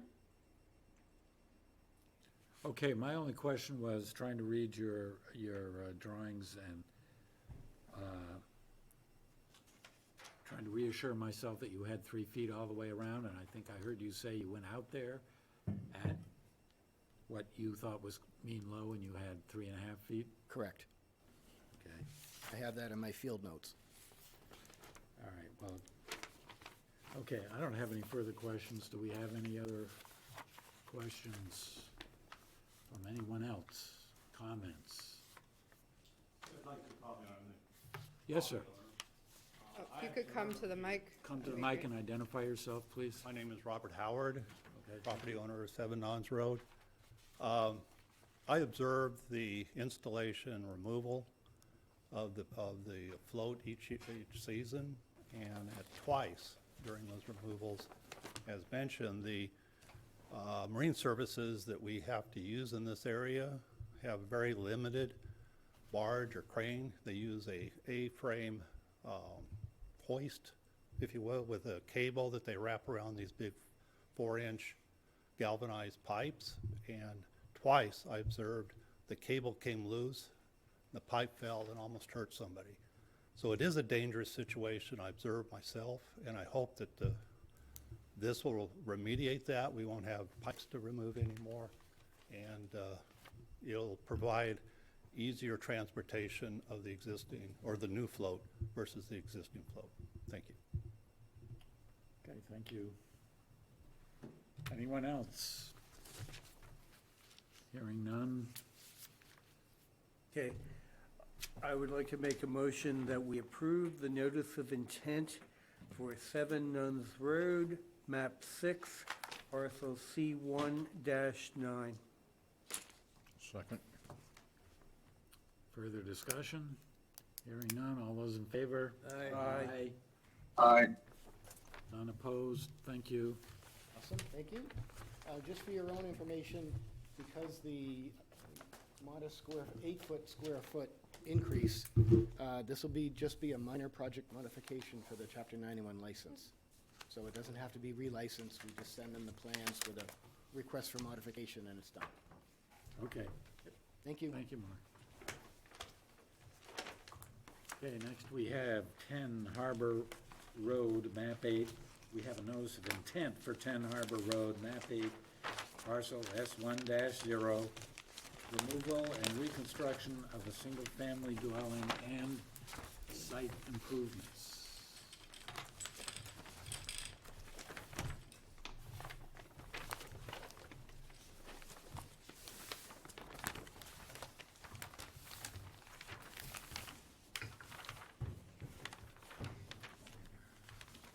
Good evening. For the record, Sean Riley, Coastal Engineering, here with Jennifer Crawford, Crawford Land Management.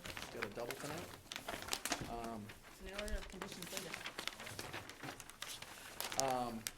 Here before you representing the applicant at 10 Harbor Road, right in Witchmere Harbor, Paul Manning.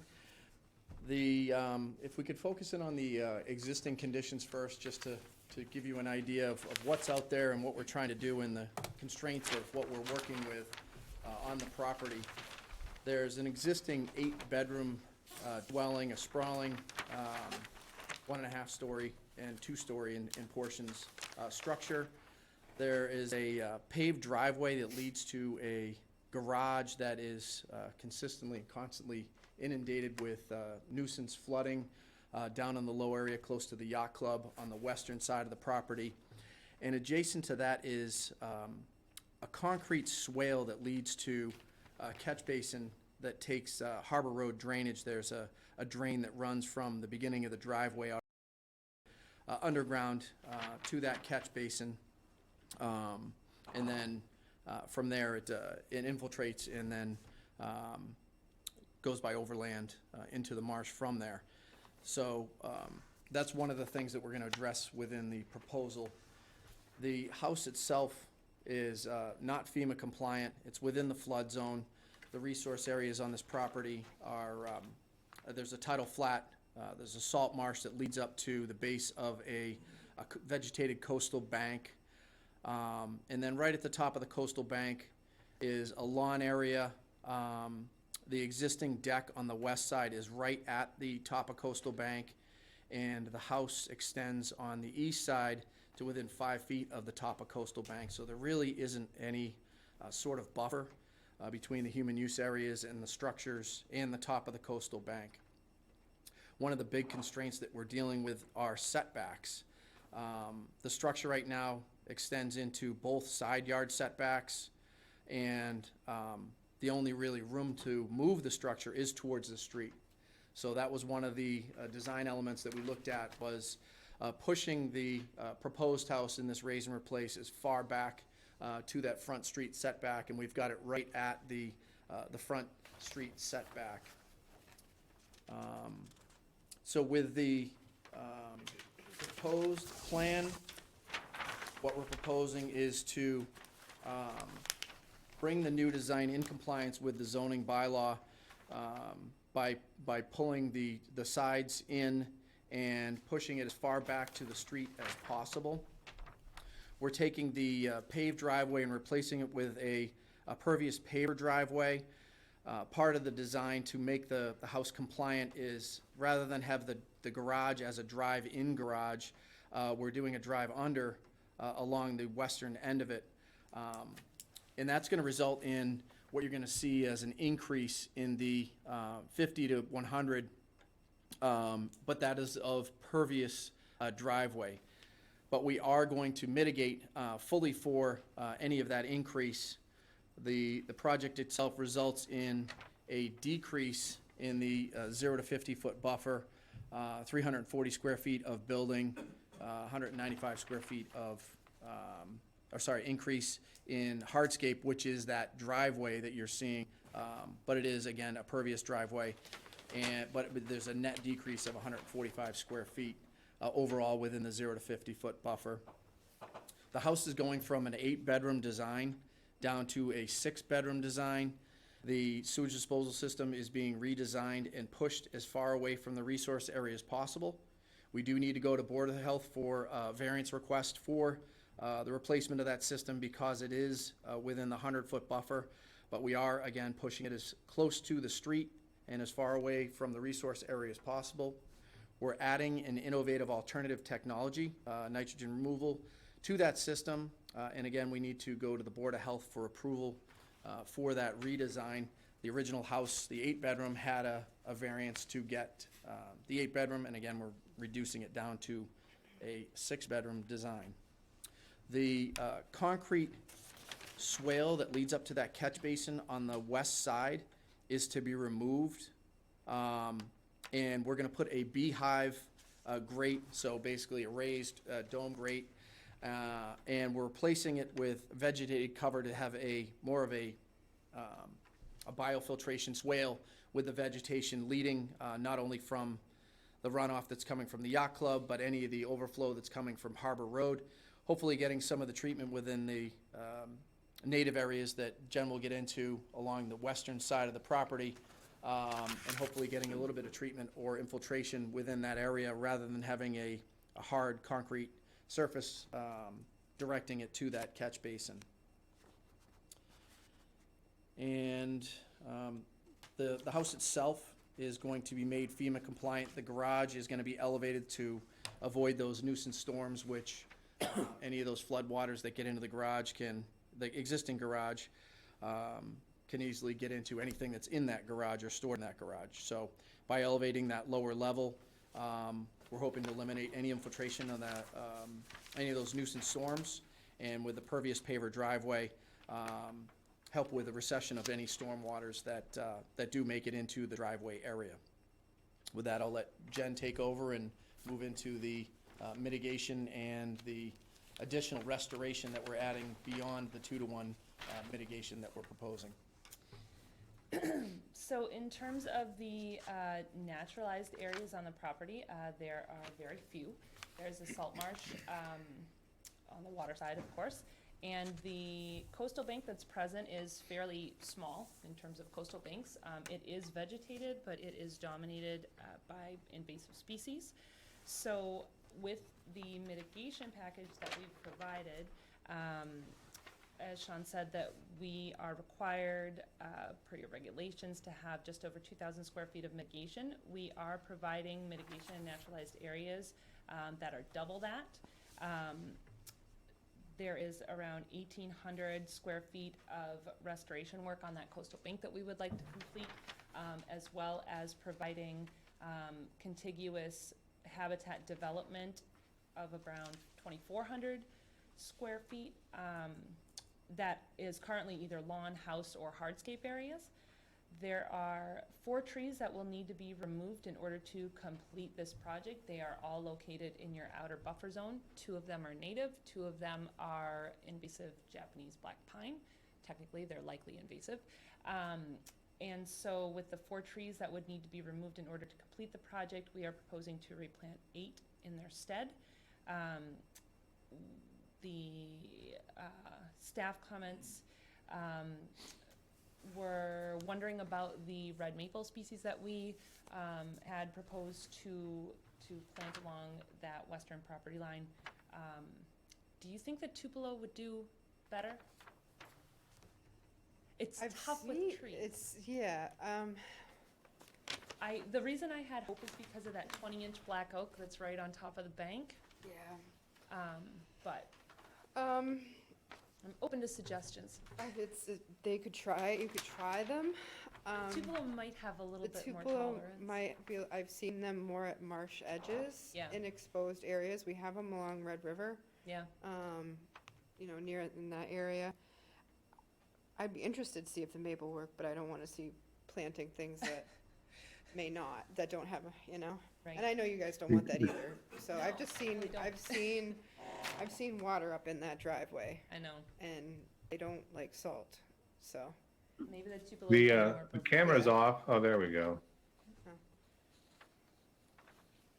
Okay. Go ahead. So, The camera's back on. Excuse me, could you stay Matt, muted, can you please? mute them, please?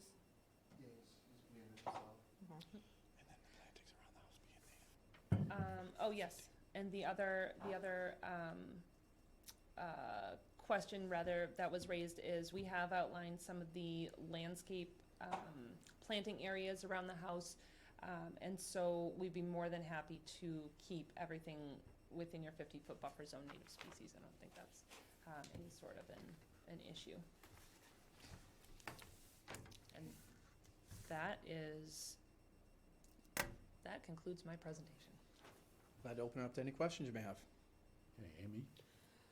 The drywall that's going to be in the pervious driveway, this just came to me while we're sitting here, that's why I didn't let you know this ahead of time.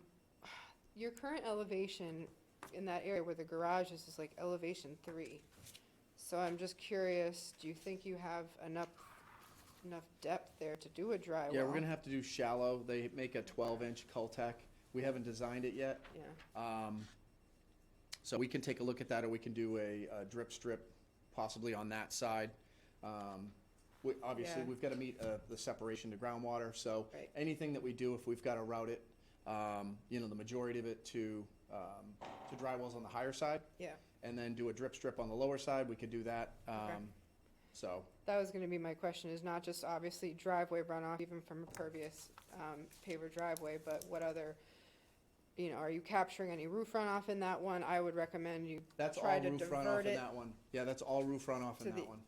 Okay, There's no catch basins or anything in the driveway because it's pervious. right. So that is strictly for roof runoff, so that's why I was saying we can relocate it to a higher area. Higher on- elevation Yeah. if you need to. Yep. Okay. So just to run through the numbers for the commission, they're decreasing the amount of building in the 0 to 50 by 340 square feet and requesting to increase the hardscape of 195 for a net decrease in the 0 to 50 of 145. In the 50 to 100, they're increasing building by 603 and hardscape by 603 for a total increase of just over 1,200. They have a net increase across the site of 1,061 square feet.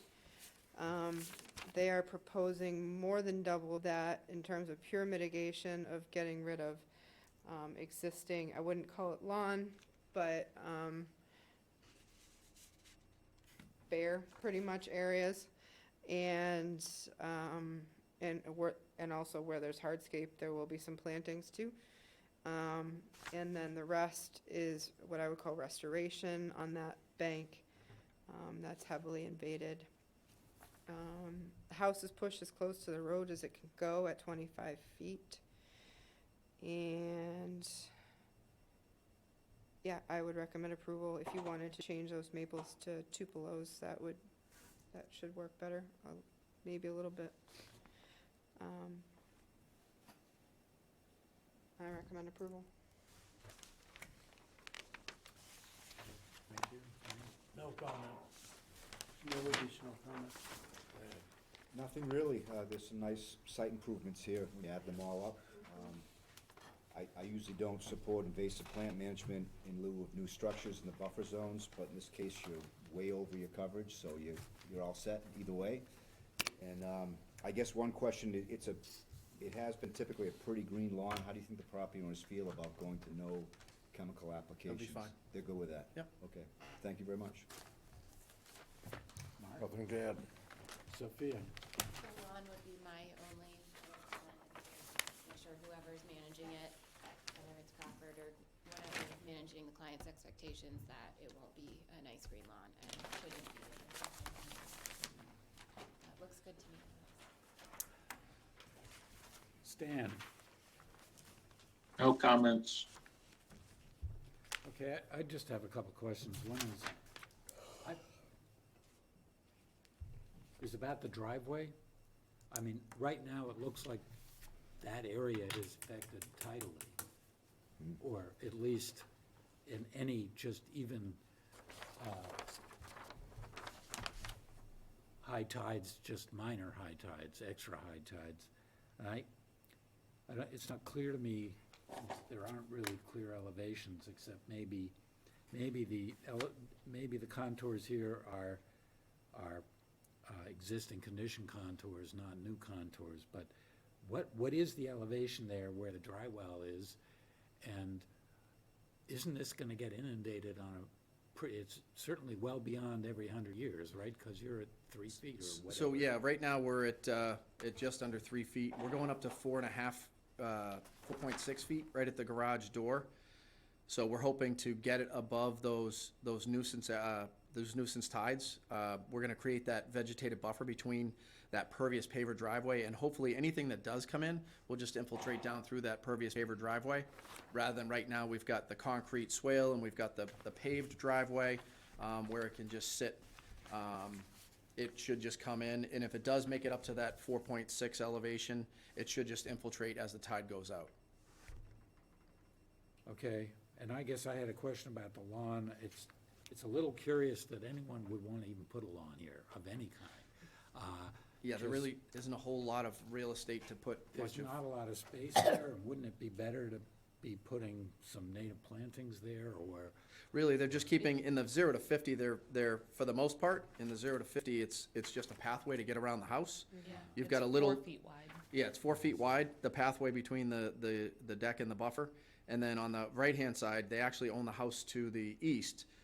Really, it's just an access to that, and that's why we stopped the mitigation on that side. We'd have to break it to put another, for that last, 20, 25 feet, to add it along that side. So, again, not really having a whole lot of real estate to even, to put anything. They're just really trying to minimize what they have for access along that back, really just for access.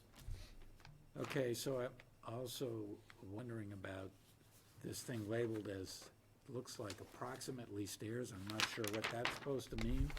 That non-existing conditions, or is it? Are there still gonna be stairs here down into? There are steps that exist now. Those are not to be touched.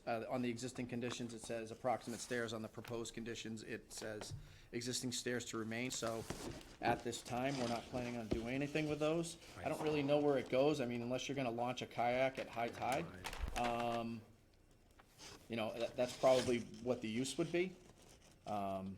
We really hadn't even discussed it. So if they're planning on doing anything with that, we'd obviously come back for any approval for any modifications to that. But there's no intent at this time. And just a comment, there's some very beautiful trees out front that I think you referred to as invasive. The 2 Japanese black pine, you mean? And then you have something labeled as a cedar there, which I'm not sure that's really what, is it Yeah. a cedar? It's the same, so juniper and cedar, same thing. It's on the corner of the existing house Yeah. foundation, like It's a right. Chinese cedar. I looked at it today. Did you? Yeah. So that's just gonna be So that one is sliced. non-native too. It's non-native, but it's a They're nice cool tree. trees, too bad you Yeah. can't do something with them. Oh, okay, I don't have anything else.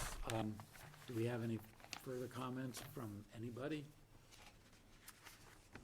Okay, do we have a motion? Yes, I will make a motion that we approve the notice of intent for 10 Harbor Road, map 8, parcel S1-0. Second. Okay. Any further discussion?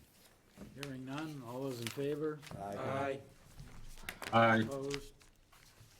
Thank you, Stan. Thank you for your time. It was good. This was my good first in-person meeting back since COVID, so Oh, my goodness. thank you all. Oh, my. That's right, we always see you electronically. Electronically, yeah. Nice to be back. Thank you. Thank you.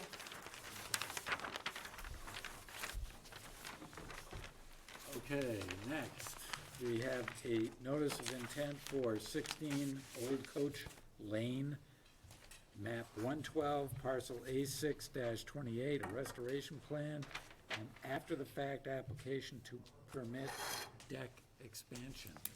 Good evening, Lynn Hamlin, representing the applicant.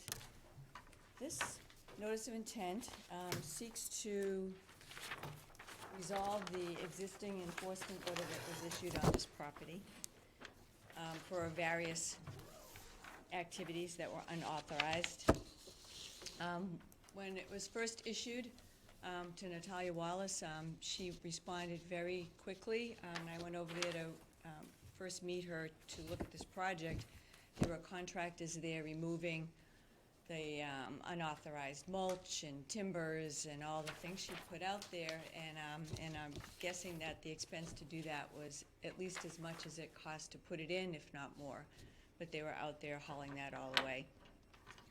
So what the notice of intent per the enforcement order seeks to do is to get your approval for the restoration area on the slope, and also to permit the extension of the deck that was built by offering significant mitigation for the project. I know you're not always inclined to look at variance approvals for increased construction in the 0 to 50, which is where this occurs, but I also know that you look at all the projects on a site-by-site basis and weigh them individually. I think this site is worthy of your consideration for a couple of reasons. One is that the area of activity is about 10 feet vertically above the resource area. So the buffer zone, the BVW is down bordering Grassy Pond at about elevation 30 and 32, and the construction was way up on the hill at approximately elevation 40.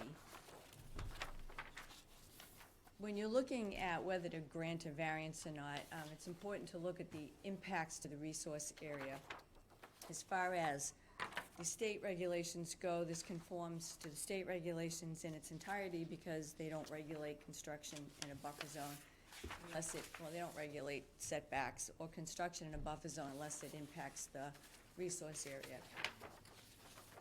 Your regulation details performance standards relative to the interests of a wetland resource area, which I did detail extensively in a written narrative, and I don't tend to like to read them back to you because I know you do read them carefully, but I think it's important to just hit the highlights. So this deck extension did not have any impact on any cutting of native vegetation. There was no tree cutting, which is specifically discouraged in your regulation. There was no erosion, there was no sedimentation involved with the activity. There was no loss in groundwater recharge. If you add up the total impervious areas on the site, including the driveway, it's only 4.7% of the entire site. The site's almost 2 acres. There was no contamination of water bodies. There was no heavy metals involved. The deck expansion occurred over existing lawn area. And there was no impact to wildlife habitat or wildlife corridors. I believe that there will be a clear environmental gain with the mitigation that's offered for the deck expansion. So I'm sure you know this property is used mostly as an Airbnb, so there's a lot of activity there. There's a lot of different people there on a regular basis. The mitigation seeks to move or force the activity closer to the house and to increase the width of the existing buffer zone. I visited Amy on site this week or last week? I lost track. Last week. We assessed the depression in the front of the house, and we also looked at the mitigation area, and we walked along a pond edge. And I agree with Amy that my original plan was revised to change out some of the mitigation. So to further discourage activity along the pond edge, we're proposing a row of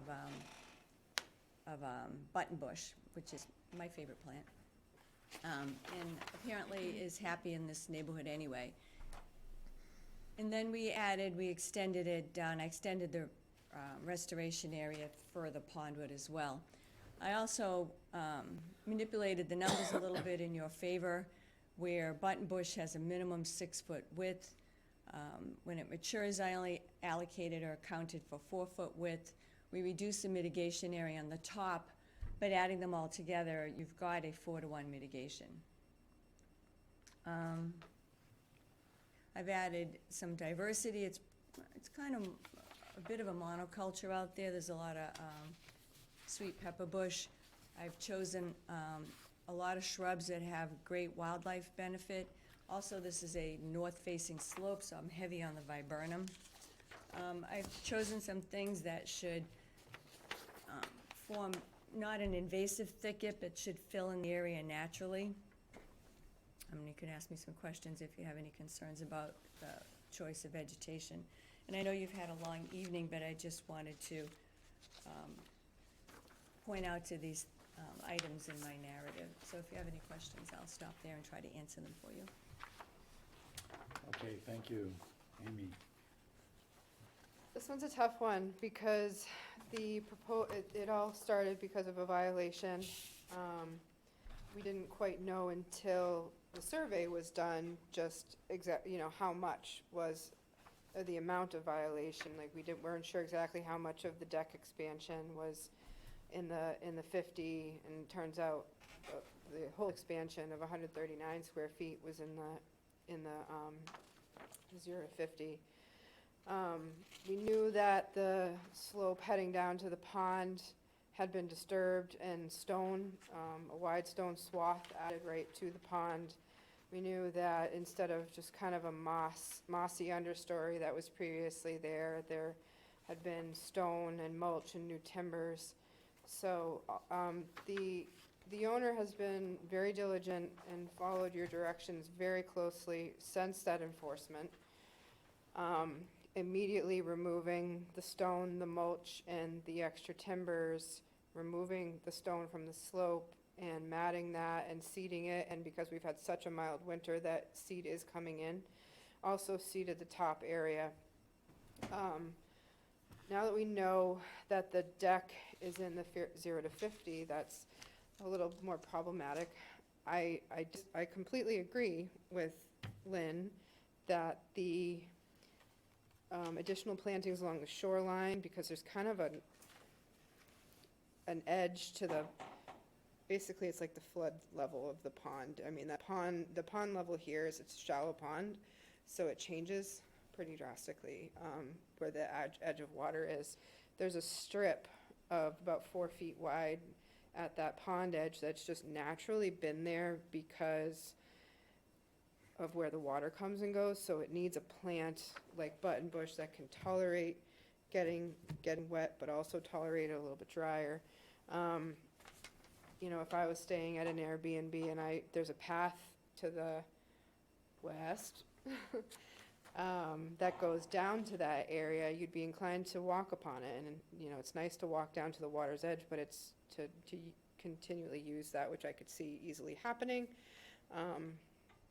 We would want to discourage, so I think that's a nice addition. Certainly the diversity that you have on the slope and then in the mitigation area on the top that was previously just moss is a benefit to wildlife. It'll keep people off that slope and it'll help stabilize. So there's a lot of benefits to this. So the commission can grant a variance if they choose to.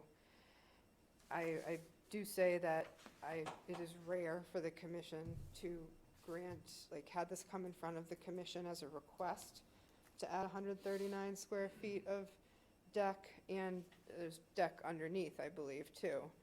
So it's not just a second story with, there was only moss there previously, but had it come forward, the likelihood of it being permitted would probably be pretty small.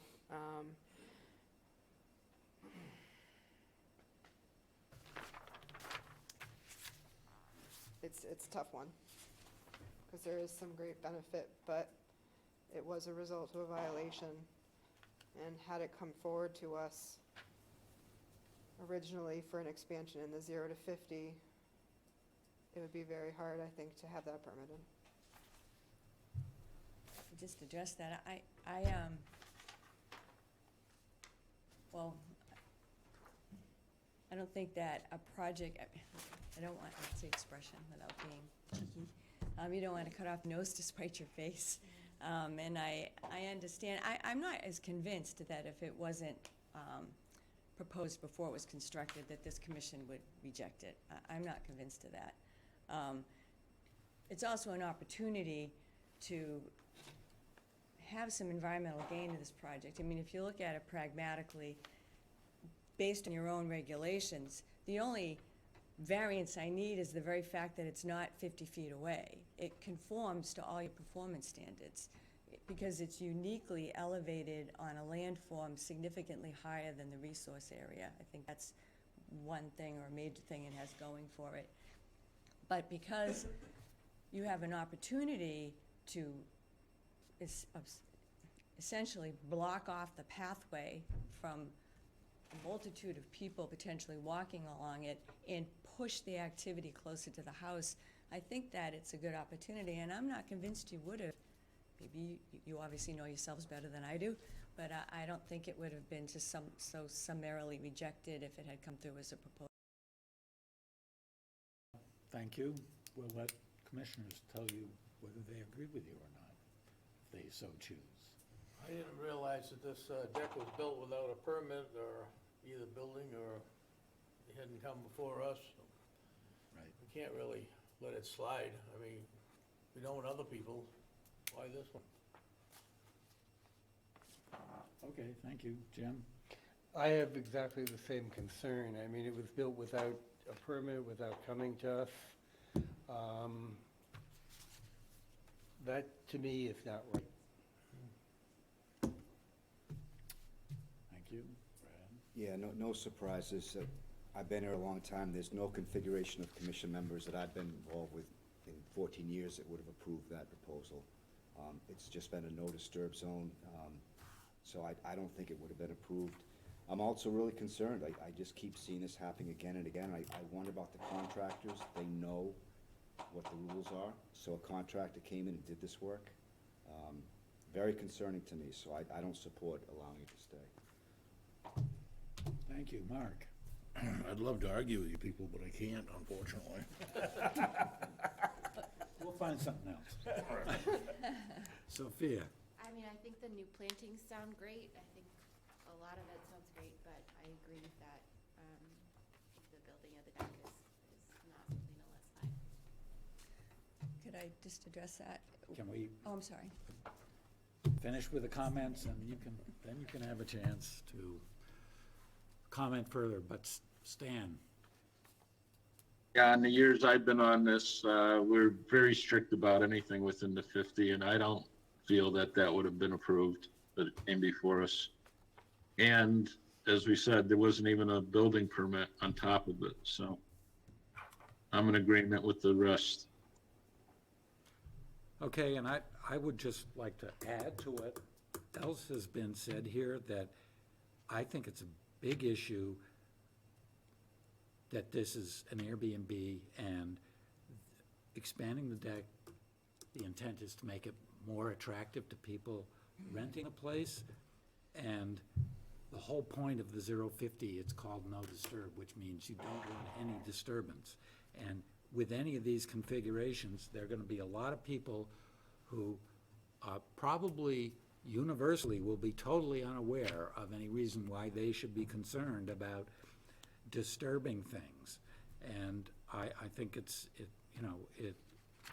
a disturbing thing, and it would be nice to see all these new plantings, but either way, you're gonna end up with plenty of disturbance. And I also have a question about the bank, where when we were out there had been a lot of pruning on, I think those are sweet pepper That's sweet bush down there. pepper. Mhm. And I'm just wondering what the state of that is, whether that's grown back at all, or has it continued to be disturbed? And It hasn't continued, and sweet pepper responds, it will be fine. It wasn't pruned too low or whatnot. But if they want to continue doing any sort of vista pruning, that's not part of this application, they would have to apply to do it. So they were fined, and they paid their fines for all the other activities, including pruning. So any further, and I don't think they were harmed to a detriment, though they're gonna grow back if they're not already are, just fine. But in the future, if any pruning needs to be done, they need to get a permit to do it. okay, so Lynn, did you have further comments? I did, yeah. Would this project be any more amenable if that shed that was in the 50-foot buffer was removed to be totally outside your jurisdiction? and I did some quick calculations, and if you remove the shed, the net footprint in the 50-foot buffer would be increased by only 43 square feet, and if we left the mitigation just as it is on top of removing the shed, you would have a greater than 13-to-1 mitigation ratio. I didn't know if that helped anybody. I feel bad because this is, afterwards, it will be a net environmental gain. I just hate to see you, because, and I understand that you are discouraging people from doing this sort of thing. I totally understand that. But if she can't keep the deck, if she has to take the deck off, all you're getting back is the restoration area on the slope. The rest of it will go back. I mean, that mitigation area was lawn. I mean, people can sit there. It's nothing to prohibit people from sitting on their lawn at the top of the bank. They will be able to walk along the shorefront. So I didn't know if perhaps removing the shed, which will further discourage people from activity in the 50-foot buffer, if that did anything for you. Well, we could let people comment if they want to respond to that, or we could just, one response is just to move ahead with the motion. If I could add quickly, I think the message that we would put out to the public about allowing that to stay would be so more detrimental than any of these gains that we're talking about. I think that's Surprised we haven't talked about fines. How long We ago? did. She Oh, we got did? fined They fined- $1,500. Oh, I $1,500. didn't realize that, I'm sorry. She paid. Yeah, so it doesn't really move, I appreciate the concept and all you've done to lay that out, but I think it's an egregious thing that we really should not excuse these type of activities. Okay. Any other comments? Anybody have any further comments? Well, can we have a motion? Sure. I'll move that we deny the notice of intent for 16 Old Coach Lane, map 112, parcel A6-28. You have your restoration on here, so how do you want to handle that? Okay, there's a motion on the floor, please. I'll second that motion. Discussion. Amy? First, I think you need to clarify how you're denying. I would recommend that you actually approve it under the Wetlands Protection Act, because they do not have stipulations for a no disturb zone, but I would recommend if you're gonna deny, you deny it under the bylaw only for unauthorized activity in the 0 to 50. And then secondarily, just so you're aware, what that would do is that it gets rid of the mitigation areas, but it keeps the restoration area on the slope. So you have two distinct areas, so it would revegetate the slope, but not the additional mitigation. You're going to word that, or else I have a total denial, and she won't do the restoration. So he can amend his motion to include that the restoration area on the slope has to be done as part of the enforcement. I have a question on that. If that's the case, Amy, why was this not two applications? Why would it This be is one two? application on the agenda is being listed as one item. After for permit of a deck and a restoration plan. Right, yeah. We do that all, we just So listen. it's listed as one item, as a notice of intent. Right, I don't understand the. Okay, I'm Sorry. not comfortable with separating the two because of the way it's listed on the agenda. Separating the two decisions? Yeah, you're talking about separating it and approving the restoration, but denying the ability to leave the extended deck, is that correct? I'm saying no. I'm Okay, saying that now, you, I'm sorry, I'm confused. that you approve under the Wetlands Protection Act, because I don't think that the activities that you're proposing, the Wetlands Protection Act of the state does not prohibit new structure in the 0 to 50 like you do under the bylaw. Mhm. So when it doesn't happen very often, but you issue an order of approval under the act and a denial under the bylaw. We've done it many of times. It's usually for dock projects. And then in your decision, you would say that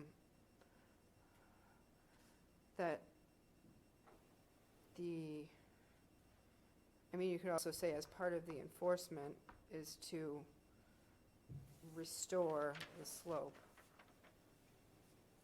as per this plan, not Yeah, but including this- the mitigation. But this isn't listed on the agenda as part of the enforcement orders.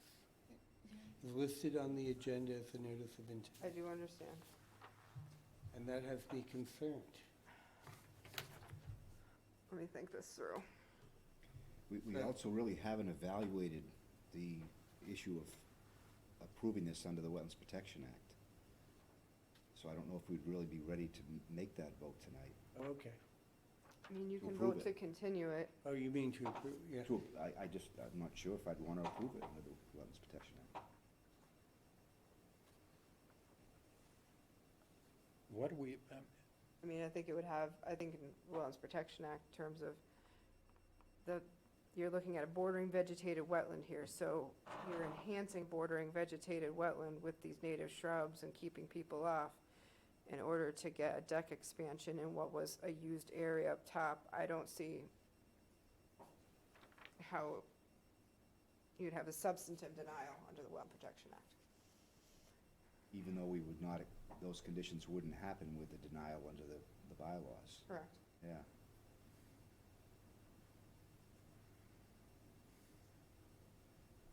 That doesn't happen very often for us. so what happens if we just vote to deny the deck expansion under the bylaw? Then you deny it under the bylaw and you can get appealed. It will have to be removed. She could appeal it, Feel it. Superior Court, Right, right? but we have this other issue with the restoration, and so if we just deny the deck expansion under the bylaw, Then you could bring it back next meeting, under the enforcement order to do the restoration of the slope. You'd be denying the whole application, including the restoration. Okay. So then, Amy, if that would be the case, would it be cleaner to continue this hearing and have it come back as two issues at our next meeting? I have to talk to my client, I don't know if we want to, if she wants to appeal it, then she might want to appeal the whole thing. Well, I'm not saying that we don't take any action tonight, but that we continue the hearing and it comes back as two different issues. I don't understand why continuing it would, I don't understand what would be Because different. I'm completely confused as to how we can, how we're going to vote on this. And at this point, I'm not able to make any type of motion. Now, maybe other members of the commission are. You can break your motion, you can vote on different parts of the, But Yeah. on the agenda, it was listed as one action. no, And that's, no, it is listed, it's only one action under the notice of intent. but in your last project, you had retaining walls and driveways, and you could, it's No, yeah, But you're we right. didn't, chunky, but you did can- we? You can deny a Did we? portion of the project. Yeah. So you can deny the deck under the bylaw, Well, and that's just a portion of the project. I mean, if they So appeal what- it, they'll not, it'll just be stayed to Right. an appeal, so nothing will be revegetated. yeah, I mean, if we totally deny it, then there's no You revegetation, don't even correct? get restoration. Yeah, It'll just correct. be, it'll sit there Correct. until the appeal process, and it's a de novo appeal in Harwich, so it's, you go before a judge unless they've changed the bylaw. Mhm. And, Andrew's on his phone, and, you present to a judge, it's not a Mhm. Yeah, review of the right. record. Right. Right.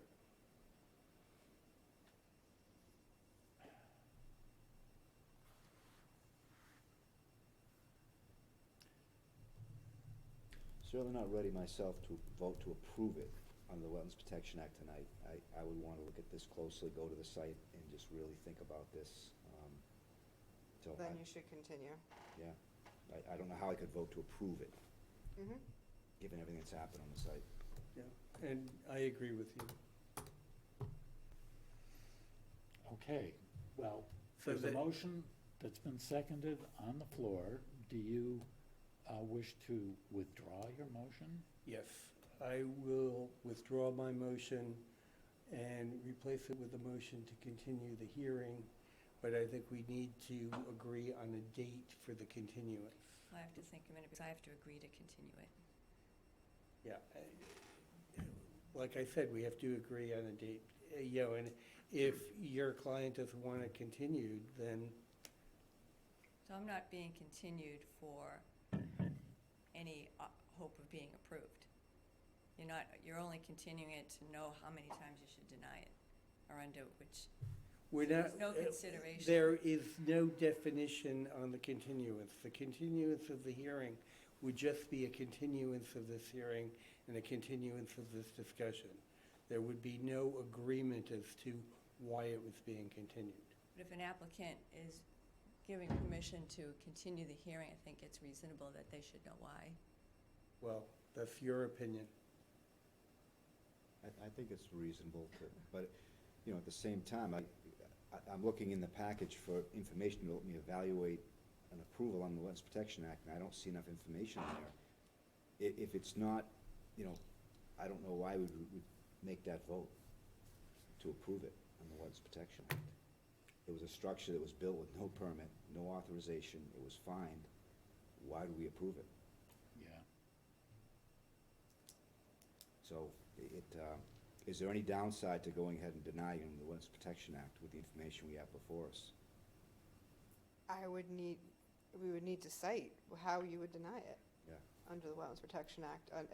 You'd have to say that this is having an adverse impact to the interests of a bordering vegetated wetland. So why do we have to speak at all on how the Wetlands Protection Act applies here? It's the local bylaw that's been violated. I know, but Brad's talking about the act right now. Right. But he So that's- doesn't want to approve under the act. I'm asking, why do we need to approve or deny under the act? Why can't we just deny Because the, it was filed under, when you file an application, it's both under the Wetlands Protection Act and the local bylaw. So whenever you issue a decision, I mean, usually you're silent about if it's act or bylaw, because it's usually, it's just a joint decision is what you issue. And it's just kind of an assumed thing. But there are cases where if something meets under one and doesn't meet under another, and that's when I try, like, if we had another one tonight where I said, you know, how you would do it if you were to do it, because you have to cite how you're doing it. Because I have to be able to write a decision, and it has to be something discussed at a meeting.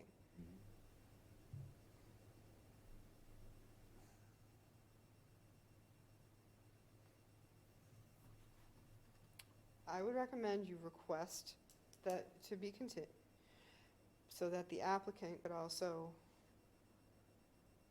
show you how it would meet performance standards. I think I did. I don't even have one commissioner that's seems amenable to considering anything.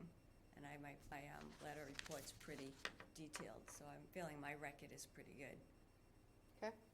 So if I'm just being continued, so the commission can decide if they want to deny it under one or two different regulations, but I'm not have any hope of getting an approval, then I don't see the point in me agreeing to a continuance. So what happens then? She's forcing a vote. Yeah. Amy, John, can I ask Amy a question? What happens if we just don't vote?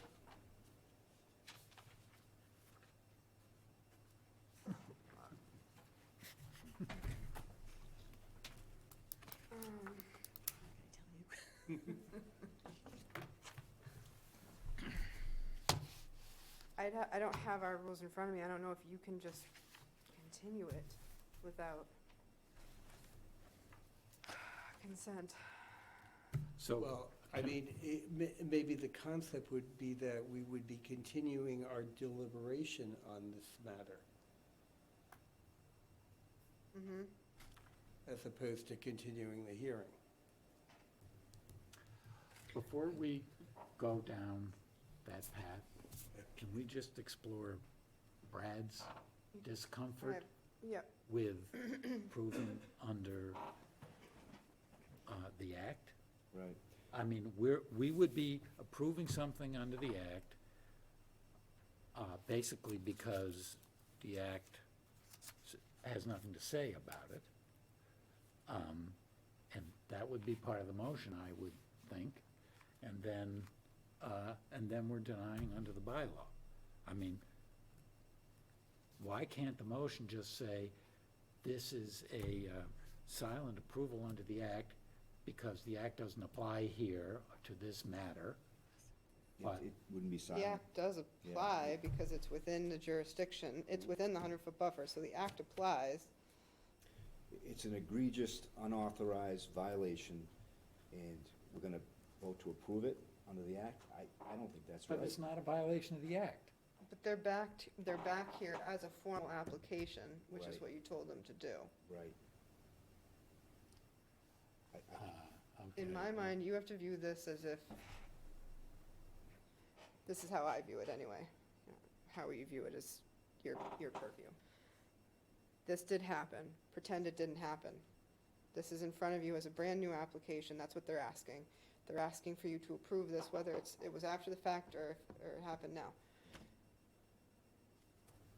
Does it meet under the act?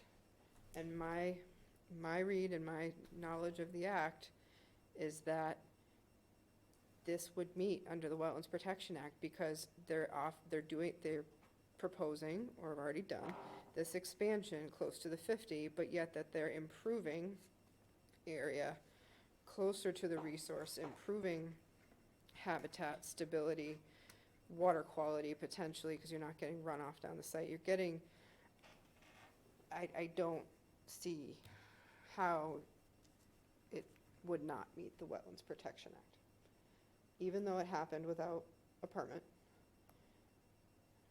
Isn't there any consideration for that? There has to be some consideration for that. I don't think you can just turn a blind eye to that. And I don't think we should turn a blind eye to that.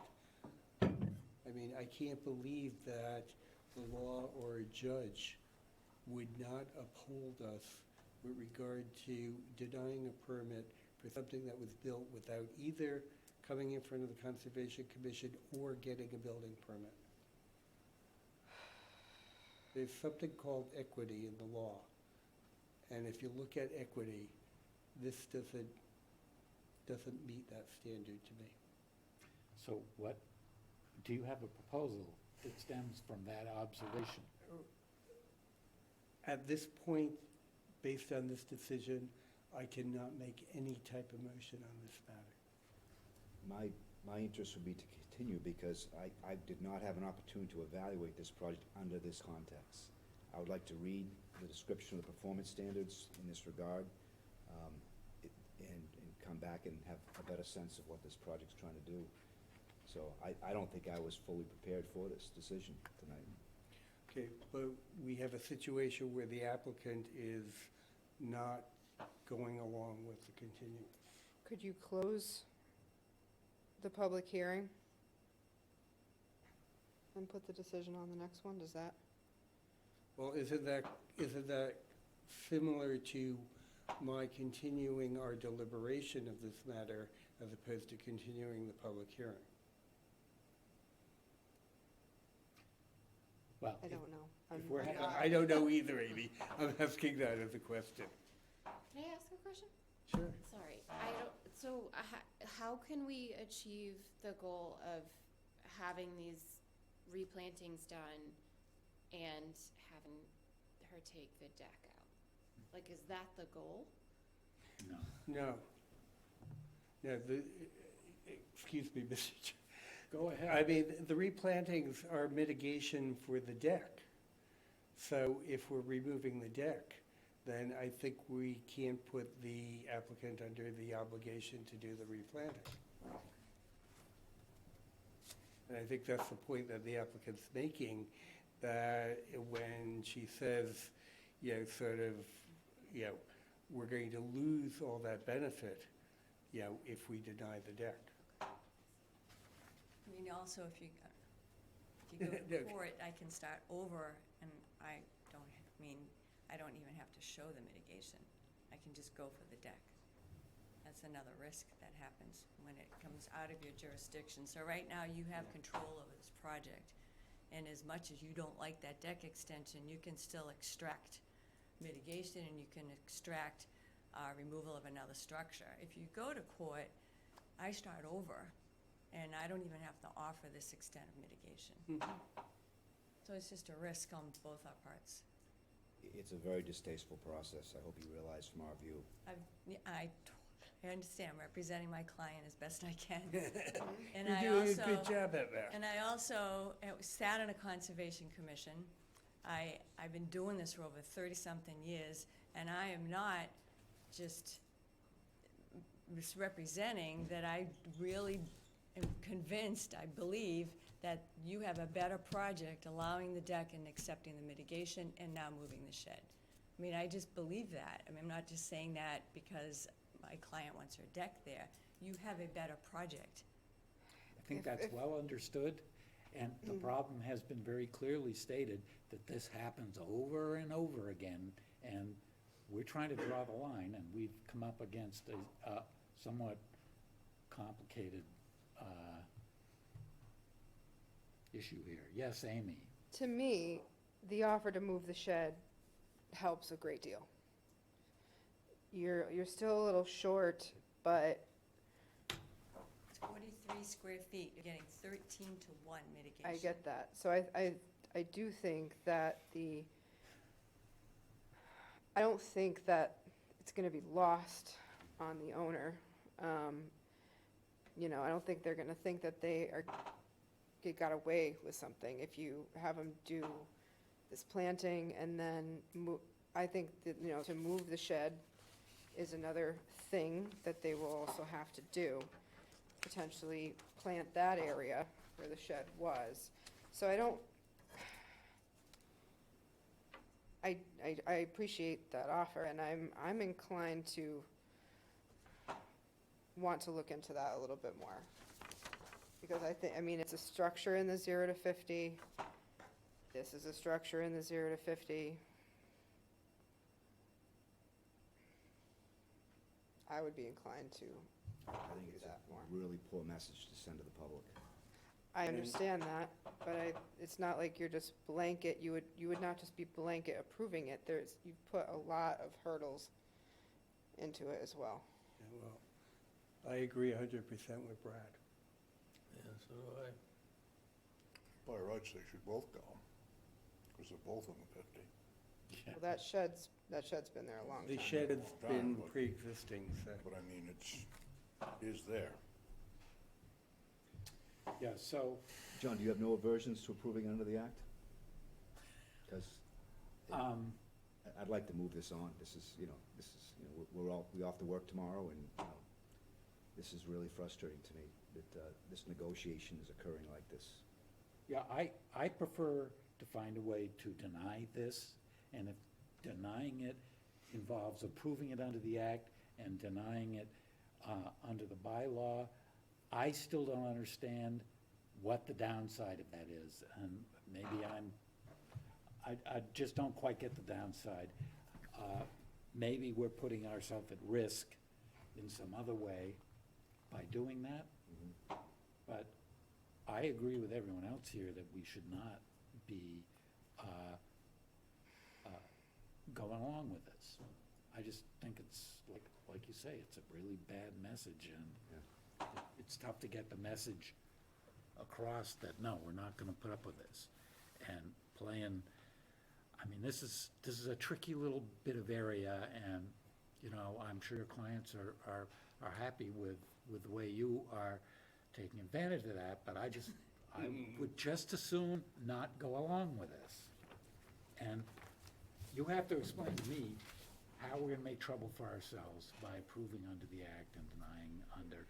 It doesn't.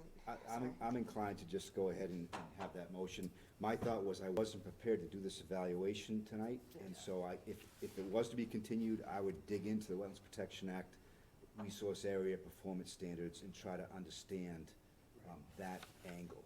And I didn't do that. And, but if everyone's in agreement, let's just move this on by, Yeah. John, I mean, I sort of agree with Brad. I don't feel I can vote on that without better understanding what the implications are. So I don't feel I could vote on that type of motion tonight. Well, you don't agree with Brad then, because Brad is saying, unless I'm No, the completely way I- missing what you're saying, you want to just be done with this.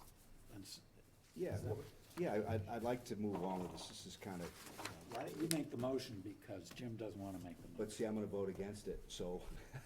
Yeah, and I'm going to vote against it. Yeah, so I should make the motion. But we still have a motion on the floor. We No, it do, was and that withdrawn. motion needs to be withdrawn, because apparently we're not, nobody wants to vote for that. So, yes, this is the discussion part of the motion, and we need to be done with that. Okay. I think I withdrew my motion to deny, and then I made a motion to continue, so I can withdraw that Okay, I motion. didn't hear whoever seconded you. Second on the motion to withdraw. Okay, so that's been withdrawn. Now you're making a motion to continue, And I'll withdraw that motion. and you're withdrawing that motion. I don't know that that was ever seconded. It was I not don't think it was seconded. seconded, no. So,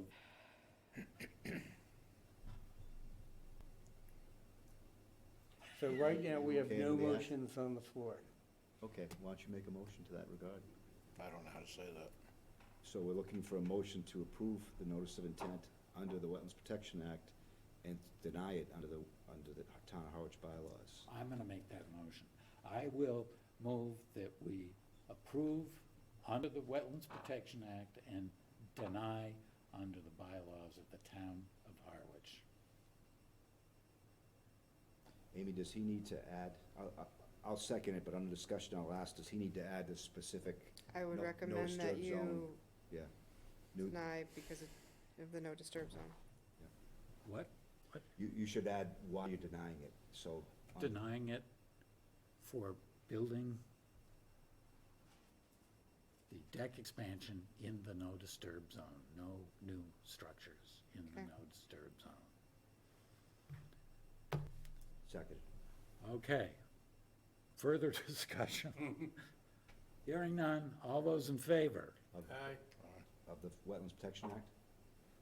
You said it. It's a single motion. Yep, single motion. I made a single motion. Okay. Yeah, you did. All those in favor? Aye. Aye. We need to go home. Okay, And I'm opposed. so that's 5 in favor, 1 opposed? Okay, thanks. Thank you. Thank you. Unbelievable, really. Okay. All right. Okay. Okay. Sticky wicket. Yes.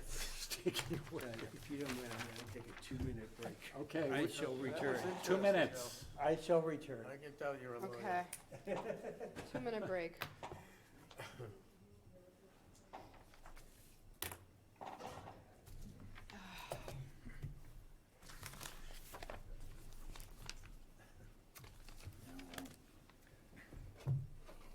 I didn't see that coming.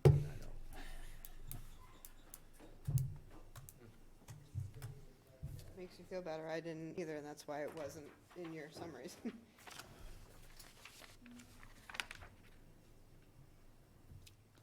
Some people were entertained, however. I did enjoy the conversation. Because he was sitting in the back. Yeah, right. Yeah. Yeah. Mhm. That's a problem.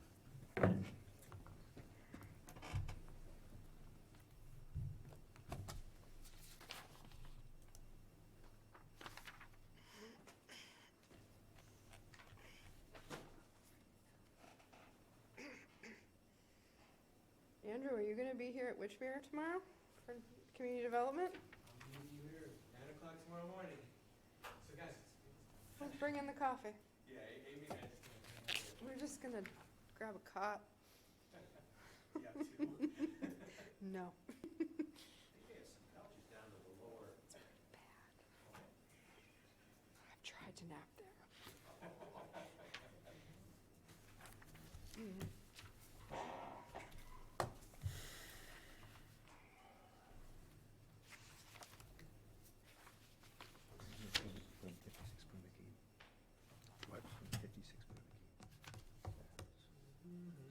Oh, yeah. Yes, sir.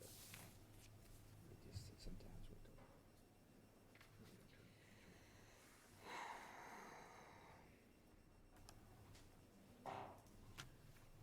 Yeah, sometimes, like twice a month. Yeah, definitely. That filled the wetland. Okay. It was done because it was closed off. Okay, thank you, Mr. Chairman. Okay, we will resume with an enforcement order for 117 and 123 Riverside Drive, review of the proposed restoration plan. Amy, do we have anybody here to speak on that? Hi, good evening. It's Tabitha from Davenport Farms. How are you? Good evening. Okay, do you want to introduce this? Sure. We have not received additional, so the plan that was sent, Tabitha, I sent you an email and copied Mr. Sullivan and Mr. Attorney Revere last week. Really talking about, you know, right plants in right place, and asking if you wanted to meet on the site or discuss this more, and I heard from nobody. So, the plan that we received at 7 o'clock at the night of the last meeting, which we weren't able to look at prior to the meeting, is not a restoration plan. I thought we were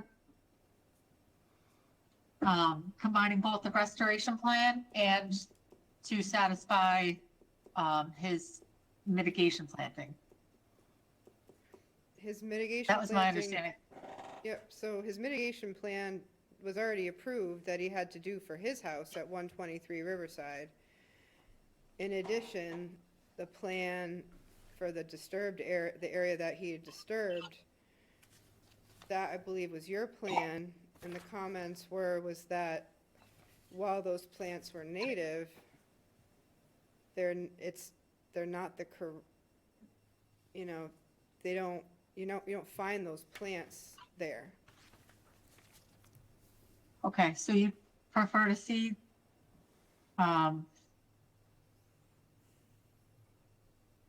And that's why I wanted to have a conversation with you, but I've heard from nobody. I sent you an email back this evening. I just saw that this evening, and normally either Mr. Sullivan or his attorney will reach out if they've received something. So I do apologize for that. That was Yep, never my intent not to get back to you on that. no problem. It was on February 22nd that I sent that. Okay. So basically what it says is that the plants that need to be put back there are of like kind to the ones that got took out and to the kinds of plants that are naturally in that area. Okay. Even though those plants that you chose were on our native list, they're not always appropriate for all situations. So it's really meant to restore what had previously been there, trees, shrubs, you know, oaks, sweet pepper bush, things like that. And The sweet pepper bush is on there. good, okay. My big thing is that you had said, you know, that one that was taken down, the tree that was taken down right on the bank there, or was cut where it was fractured on the top of it, was we can't put anything there. Yep. That was going to live. So do you see the 4 plants that I showed on that side? I have to grab this computer so I can pull it over here. So we're right looking down- at plans that we were given last time, so I have to go back, I'm Yeah. sorry. Keep changing. Here we are. I'm sorry. Excuse me. Common name that, oh, Excuse sorry. me for a moment, please. We don't have anything before us to look at. I think it's a waste of our time to be discussing what might be in a plan that we might see sometime. Yep. So what I would request is that both the owner and the lawyer involved here respond directly to Amy as soon as possible to the messages that Amy has already sent, and that we defer this beyond any current consideration of fines that need to be levied for inaction, that we defer the rest of this discussion to a later meeting. We don't need to do don't need to vote on a continuance, right? I mean, or do we? I would do it, just, I would vote on a continuance to next meeting, and Tabitha, please call me tomorrow. We have Yes, to have are you gonna be in the things- office tomorrow? I will be in and out, but yes. Okay. But we need to touch base tomorrow. And we need to have Perfect. plans in front of us well ahead of time. Question for Amy? Okay. Yes. Do we lose the ability to fine at a certain date, or is that maintained? No, this is an ongoing enforcement, so. So we can just defer that discussion as well? I would do that, so Okay, I would all right. recommend we continue to 3:15.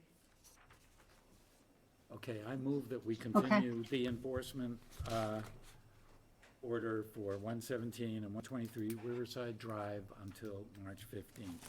I'll second that. Okay. Thank you. Any other discussion? All Thank you, those in Amy. Thank favor? you, guys. Aye. Okay. Now, enforcement orders for 15 and 19 Shore Road. Do we have a representative here? Yes, Mike Picard, registered landscape architect with Sudbury Design Group. Okay, do you, Do you want me to introduce this? why don't you introduce it, Amy? So this, there was unlawful clearing of two properties owned by the same owner of 15 and 19 Shore Road.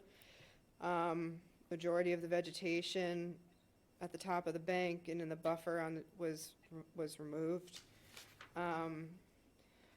You were issued an enforcement order to complete a restoration planting plan, and that is what you have here in front of you. Let's see, I had a couple substitutions, we can get to that, but I will note that there is a very large, well, a good-sized stand of knotweed there, and it's been there actually for quite a long time. We have photos back over 10 years, and it's looking luscious in those photos 10 years ago. So part of that proposal is to remove the knotweed, which is a big benefit. But with that, I'll leave it to Mike Picard of Sudbury. Good evening. Mike Picard with Sudbury Design Group, here representing the owners of 15 and 19 Shore Road. As you see in front of you, there's a restoration plan for both 15 and 19 Shore Road. Since our last meeting when the enforcement took place, we've been out to the property to do a site assessment and a topographic survey, as well as I met personally with Amy on site to do a walkthrough to assess the disturbed areas, the knotweed, invasives, et cetera, and began our restoration plan. Like Amy said, we had discussed two options of removing the knotweed. One was treatment and the other was full removal, which is what we are proposing to do. We feel it's the best course of action to try to permanently get rid of it on both properties. Most of it is on 19, but it is creeping into to 15. And the process of that would be excavation and bringing in of new soil and sand for the new restoration plantings.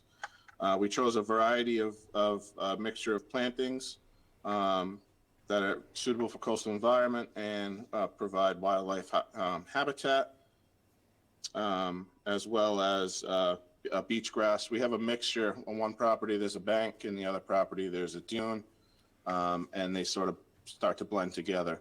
So we've proposing some beach grass as well. If there's any questions on specific plantings, I'd be happy to answer them, or questions in general. Thank you.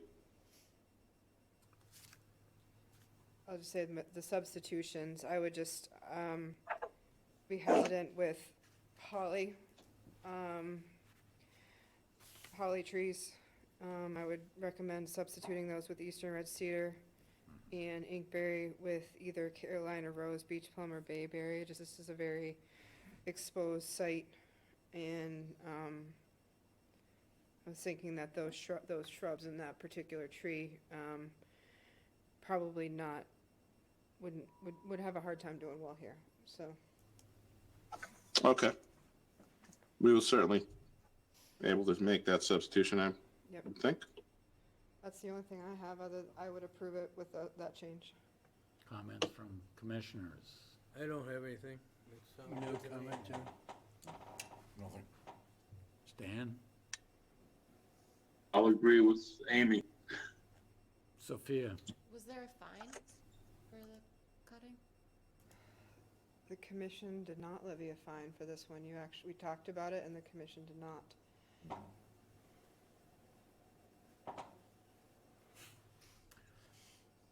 Okay, so I just have a question about the removal of the knotweed. Are there any provisions for subsequent treatment? I mean, are you thinking you're removing enough of the knotweed and the soil around it that it's gonna be gone, or do you have plans for treating it afterwards for anything that starts to come in? Yes, Mr. Chairman, that's the ultimate goal, is to remove it once, but treatment along the way to keep it, if there are signs of it, we wouldn't have a problem with that. I would recommend, allowing them to use the cut and wipe method if they get resprout. Okay, Mr. Chairman, may I ask Amy a question? please do. So on the substitutions, Amy, inkberry, any of those 3 substitutions you would be satisfied with? Yeah, And just they- more of what okay. you're already putting in term, Correct. yeah. And eastern red cedar for the holly. Understood. Okay, any further comments? Hearing none. Okay. Would you like to make a motion, I sir? would love to make a motion, Mr. Chairman.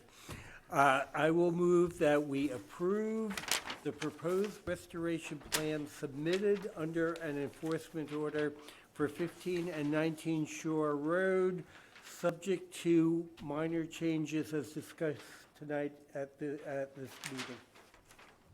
Second. Further discussion? Hearing none. All those in favor?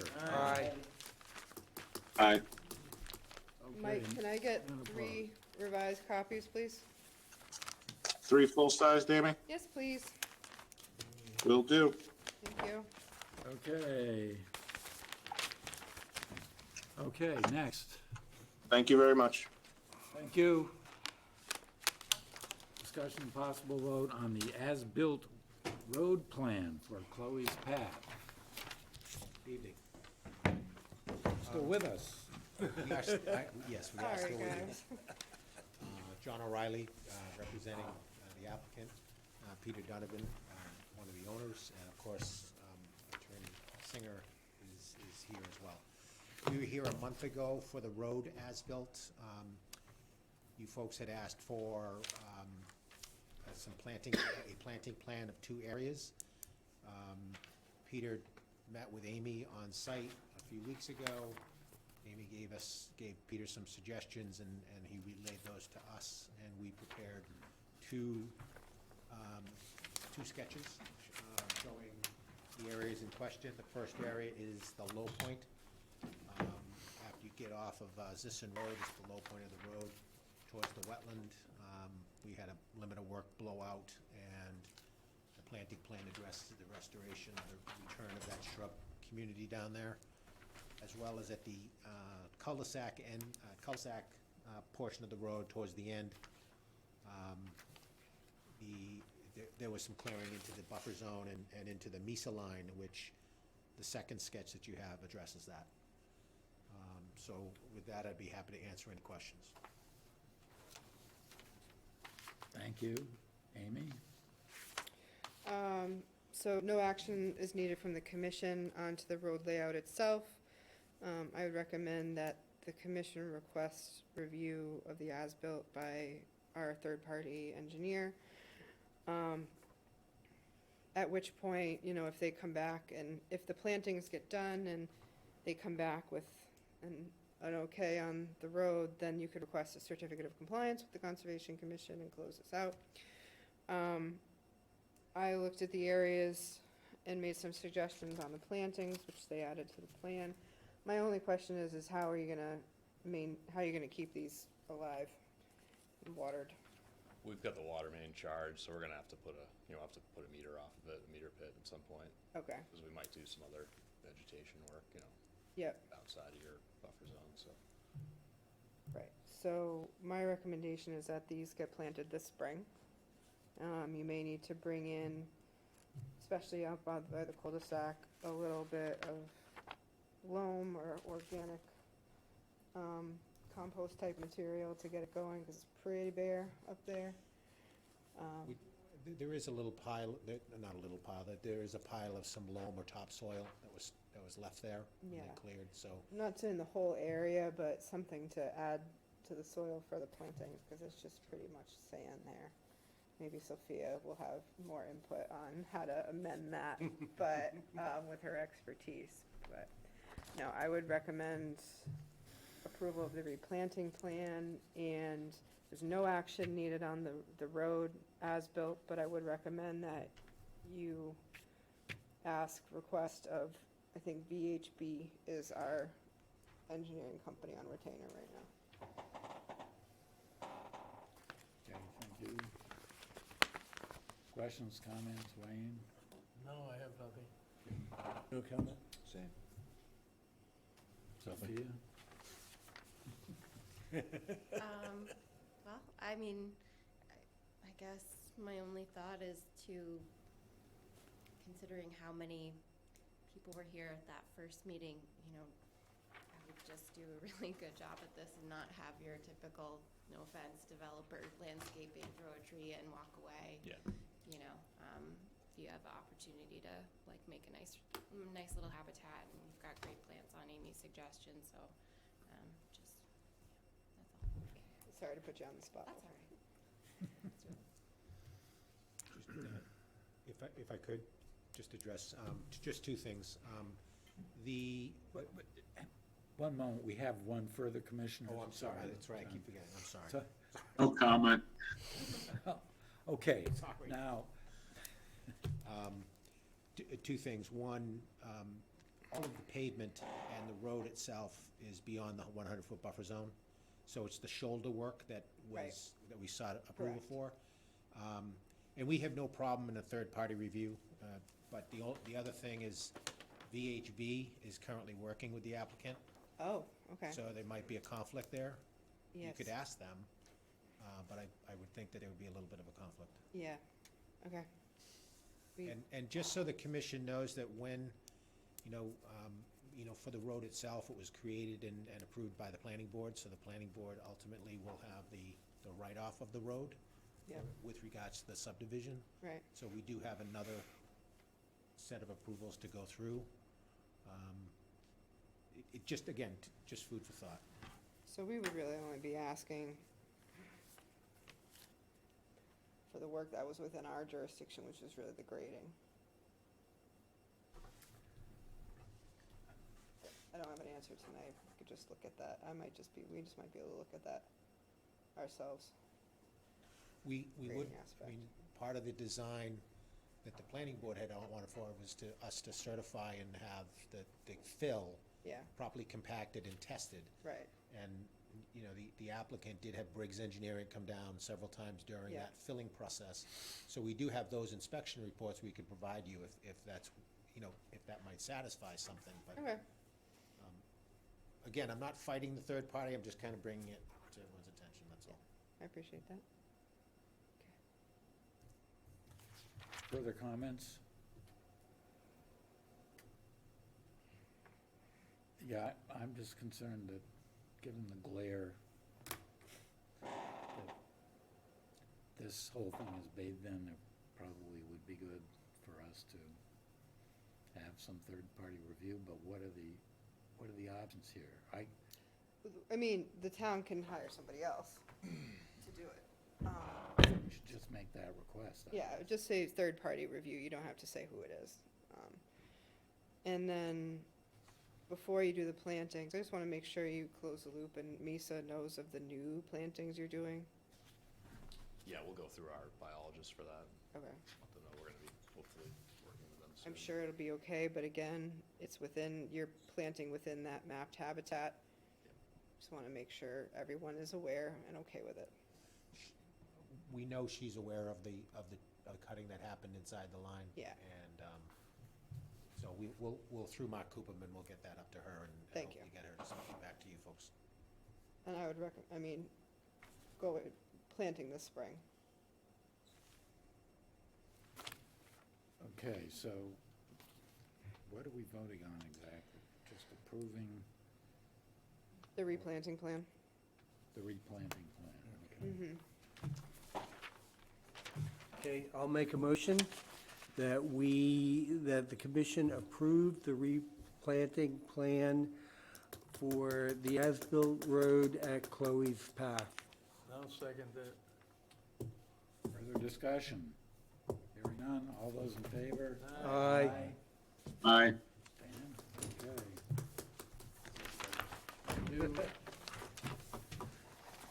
Alright. Okay. Bust through these orders. Let it, yes, let's. Please. I have no comments on any of them. And I have no comments on any of them. I'm surprised I have none. I have none. Okay, want me to make a motion on all of them, John? Well, hang on, Stan Yeah, has something to I say. mean, we used to go to like 11, this is nothing, bro. Stan?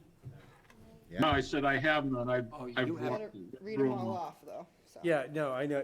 John, do you want me to read them all off and we can vote as a group, or do you want me to do each one individually? I think we should just do them all together, read them all. Okay, I will move that we close the public hearings and issue the order of conditions for the following pieces of property. Number 1, 25 Trout Brook and 27 Soundview Road, map 26, parcels C1-6 and L1-9, SE32-2523. Property number 2,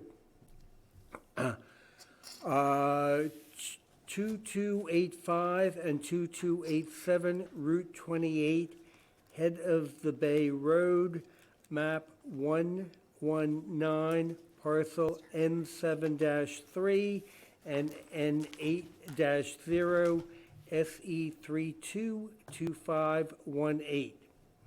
Parcel number 3,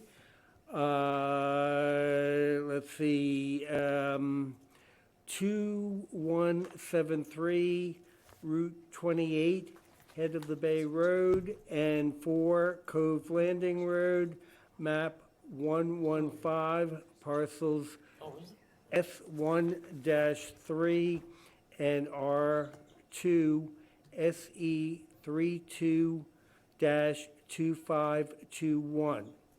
Number 4, Chloe's Path and 0 Forest Street, map 31, parcels D4-3,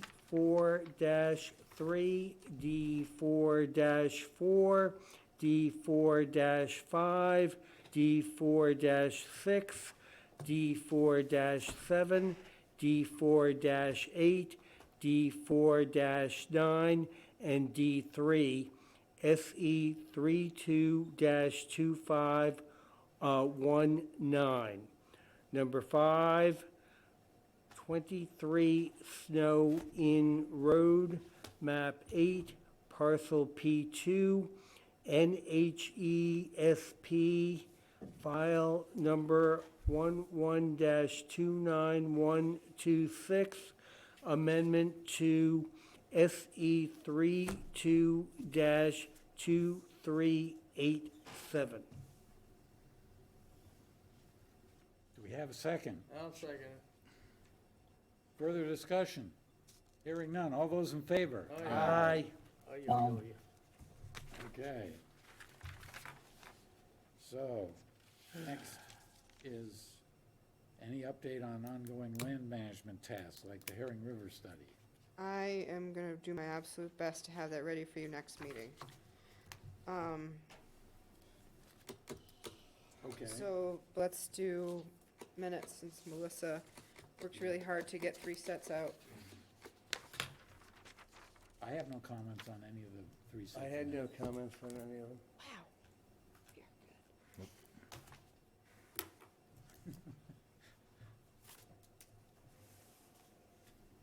Does anyone need further time to consider those minutes? Well, Not I. I will confess.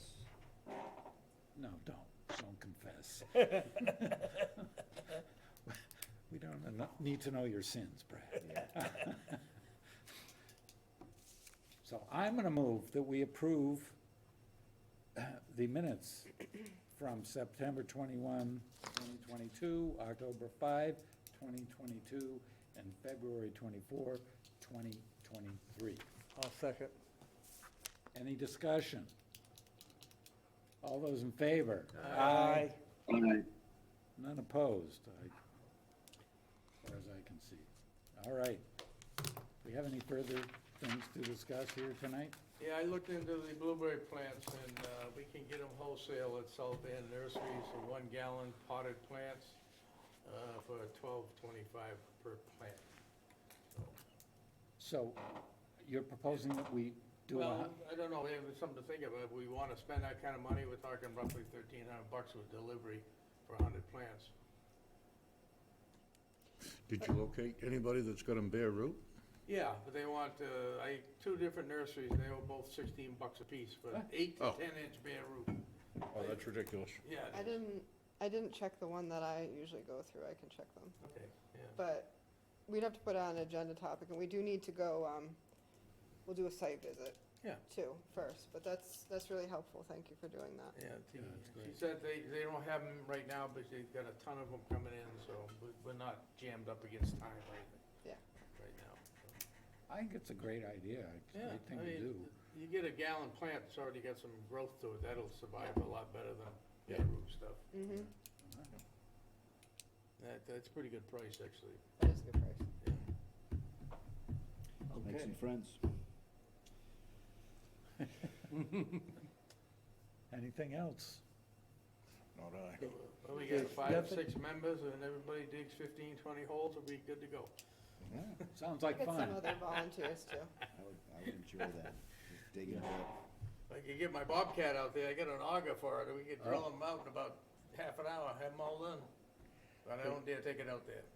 Mr. Chairman, Have to get Mark with his machine, pull me out of there probably.